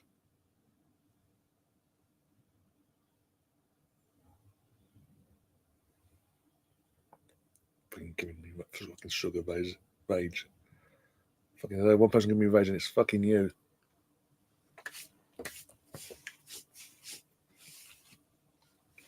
Oh, for God's sake.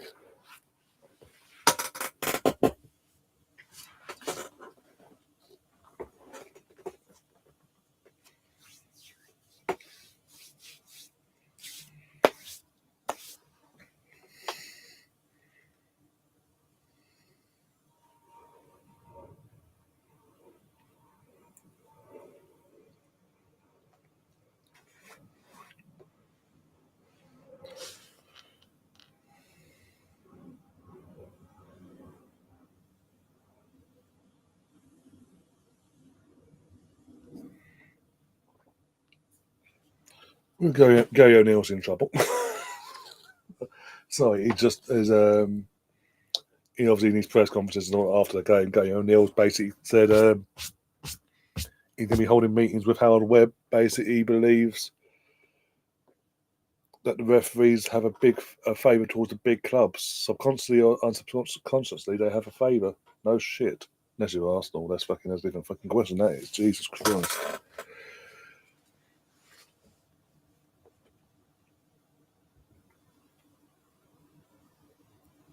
Oh my God.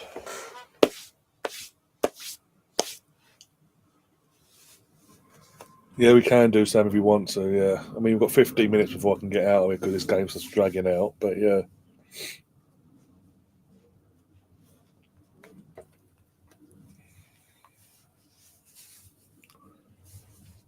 Oh, God. The Liverpool free kick. If it goes 3-1 at any point, I'm tapping out early. It's just ridiculous, this game. I mean, Liverpool themselves haven't had to do anything to get. They haven't had to get out second gear to do what they're doing in this game. Chelsea's just shit, and they've got a fluky goal to start this second half, sorry. And that's about it. And they've got that goal, conceded like 5 minutes later, they conceded what looks to be the winner. And they've done nothing to try and get back in the game. A few shots, but they've been light into row Z.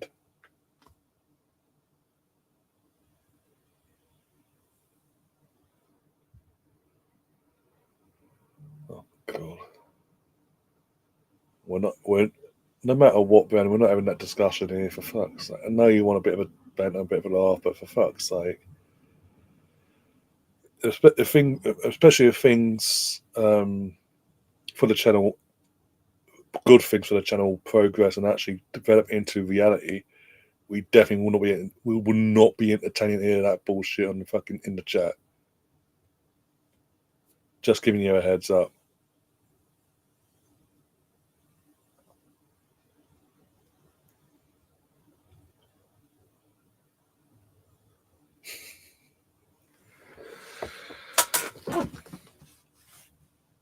I think works in Wales. That's the fucking problem with Wales. When you've got Craig Bellamy as your football manager, you got to ask yourself some questions. That's all I'm saying.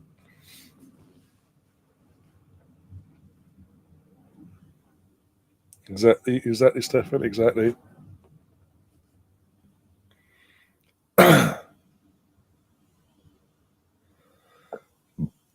I'm just giving Brownie a heads up in future. If things go the way that me and Liam and others are hoping it goes, and on certain things, off that now currently behind the scenes that will be coming reality onto the channel, comments like that will be ignored.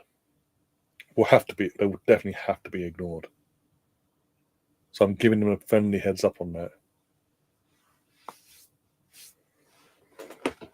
Not really. I don't like fucking ranting and raving about fucking back and forth between one person about a bloody some complete stranger. Realistically, a stranger in all senses of the word, being given a fucking upgrade from a fucking normal season ticket to a fucking box season ticket.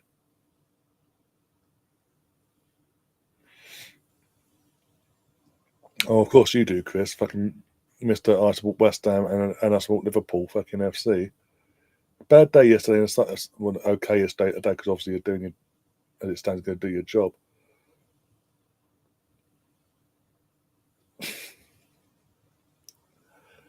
Jesus Christ, Sam. Oh, of course he's trying. Of course Branny's trying. I mean, he's still in shock that his team just won yesterday for the first time this season, but actually scored 5 goals.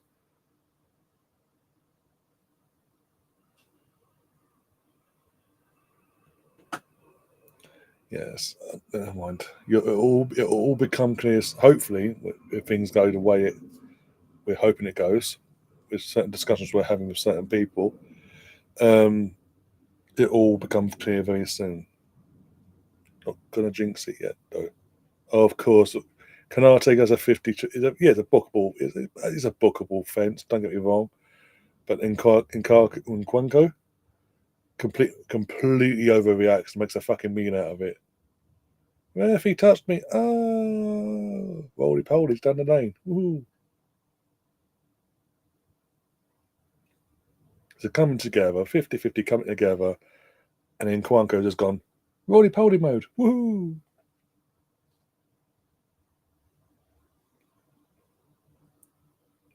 Fucking invest in something.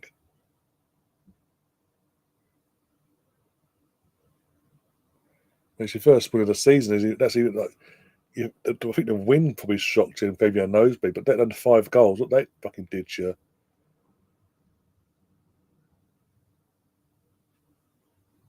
Oh, Trent's been hooked off. 10 minutes left. Nothing's going to change this game, is it? Can I tap out early? Because this is a start. Yeah. I wasn't meant to be here, to be honest. I was meant to do the girls, cover the girls' game, get in, get out. Hopefully the 3 points. We got the 3 points and just be out of it, basically. I want to go for a dinner, for fuck's sake. You know what? I'll go for that. You know what? Actually, I am going to tap out because nothing's going to happen in this game. It's going to finish like this. I guarantee it. And Brown just pissed me off, to be honest. I'm buying brownie. I know they're going to say I should blow up doll for Christmas. I'll go 50-50 with you on that one. I'll even add in extra and bring a Cardiff City shirt as well. It's fucking me and drain it into the fucking doll if we have to. But you know what? I'm going to get out because this game's boring the life out of me. There's no point of us sticking around for the sake of it. But yeah, so I'm going to get myself out of here. I might do a stream tomorrow. I might not. I'm going to give you more of a heads up in the community post later on that side of things. And then also on Tuesday, it's Champions League night. Arsenal versus Shakhtar Donetsk at the Emirates. Wednesday. I'll let you know on Tuesday if anything coming on Wednesday for definite. Don't want to say anything, and then people can't commit to it. So yeah, Tuesday we'll update you on a Wednesday situation. Thursday is your Arsenal podcast with Liam. He's currently putting the panel together as we speak, and hopefully G will be able to join him as well as his co-host after a couple of weeks off herself. And then Friday. What else on Friday? Nothing planned on Friday yet, but we played it by ear as well. Want to know the scheduling and things for other bits and pieces. Again, we'll update you on Friday, start side of things near the time. And then, I'm trying to think, what we're playing on the Saturday match of the day, we back. I wasn't in the mood. After yesterday's bullshit, I wasn't in the mood to come here, watch Arsenal lose again, watch them not win the game against West Ham, and then just rant even more. I just wasn't in the mood, so that's why I panned it off this week. But that will be back next week, going forward as well. And then on Sunday, it is the main event of the weekend. Arsenal v Liverpool. We'll be covering it here on the channel as well. And yeah, so keep an eye out for all that stuff. We're going up very, very soon. Just going to pop into the chat quick. There's a few comments. Don't piss you off. No, the game's crap anyway. There's no point sticking in for a fucking game that's so crap. It's unbelievable. If it weren't for the goals, it'd be a fucking the 0-0 would be a justified fucking score if it weren't for the fucking 3 random goals that popped up in this game. And they've been fluky. Let's be honest. All 3 goals have been fluky. The penalty from nowhere, because no shots beforehand, and from either team, and that when happened. There was no shots at goal on target before up till half time, and then obviously fucking Chelsea equalised, and then trying to think now. And then literally 2 minutes later, they went, "Fuck this! We don't want to be drawing this game. We'd rather lose it." And gave away It was a stupid goal giveaway, but it's fluky as well because the touch from Curtis Jones, his first touch was piss poor. He was just lucky that Sanchez is the goalkeeper for Chelsea and didn't do fuck all basically to stop it. Oh, fucking Leipzig, Arsenal, Brighton, Leverkusen, Villa for what if it was next 6 fixtures in all comps. Very interesting. But yeah, as I say, there's no point sticking around for a game there's nothing going to change, is it? Let's be honest, I've stuck around longer than I should have done, really. I thought it'd be a bit more end-to-end, a bit more exciting. It's just been a really dull game. And as I say, if it weren't for the fucking goals, it'd be a 0-0 scoreline would just be justified. That's how bad the game's been. But look, we're going to get ourselves out of here. I'll see you back on. If I don't see you tomorrow, I'll definitely be back on Tuesday. And I think Liam's going to be around for that as well. And a couple of others will just try and get on as well for the match day watch along on Tuesday. hopefully Arsenal the men's team bounced back from yesterday's debacle and humbling defeat, if you will. Either way, when you want to look at it in terms of other situations, but one side and all that crap. We'll get into that. But yeah, I'll get myself out. If you haven't already, please subscribe. Please leave a like as well, and do share the content around on all your social media platforms. It'd be massively appreciated. The more you do all that, the more it helps the channel grow, and we grow this community even faster than what it's currently going at, basically. And it does benefit the channel, as we'll hopefully you'll get to see in the next week or so, with potentially some big news coming down. And again, we can, once we know the official yay or nay on certain things, we can update you on what I'm trying to point you towards, basically. All this stabbing in the dark bullshit all makes sense, basically. But yeah, I'm going to get myself out of here. Take care of yourselves, guys. And as always, up the Arsenal. Come on, you Gunners.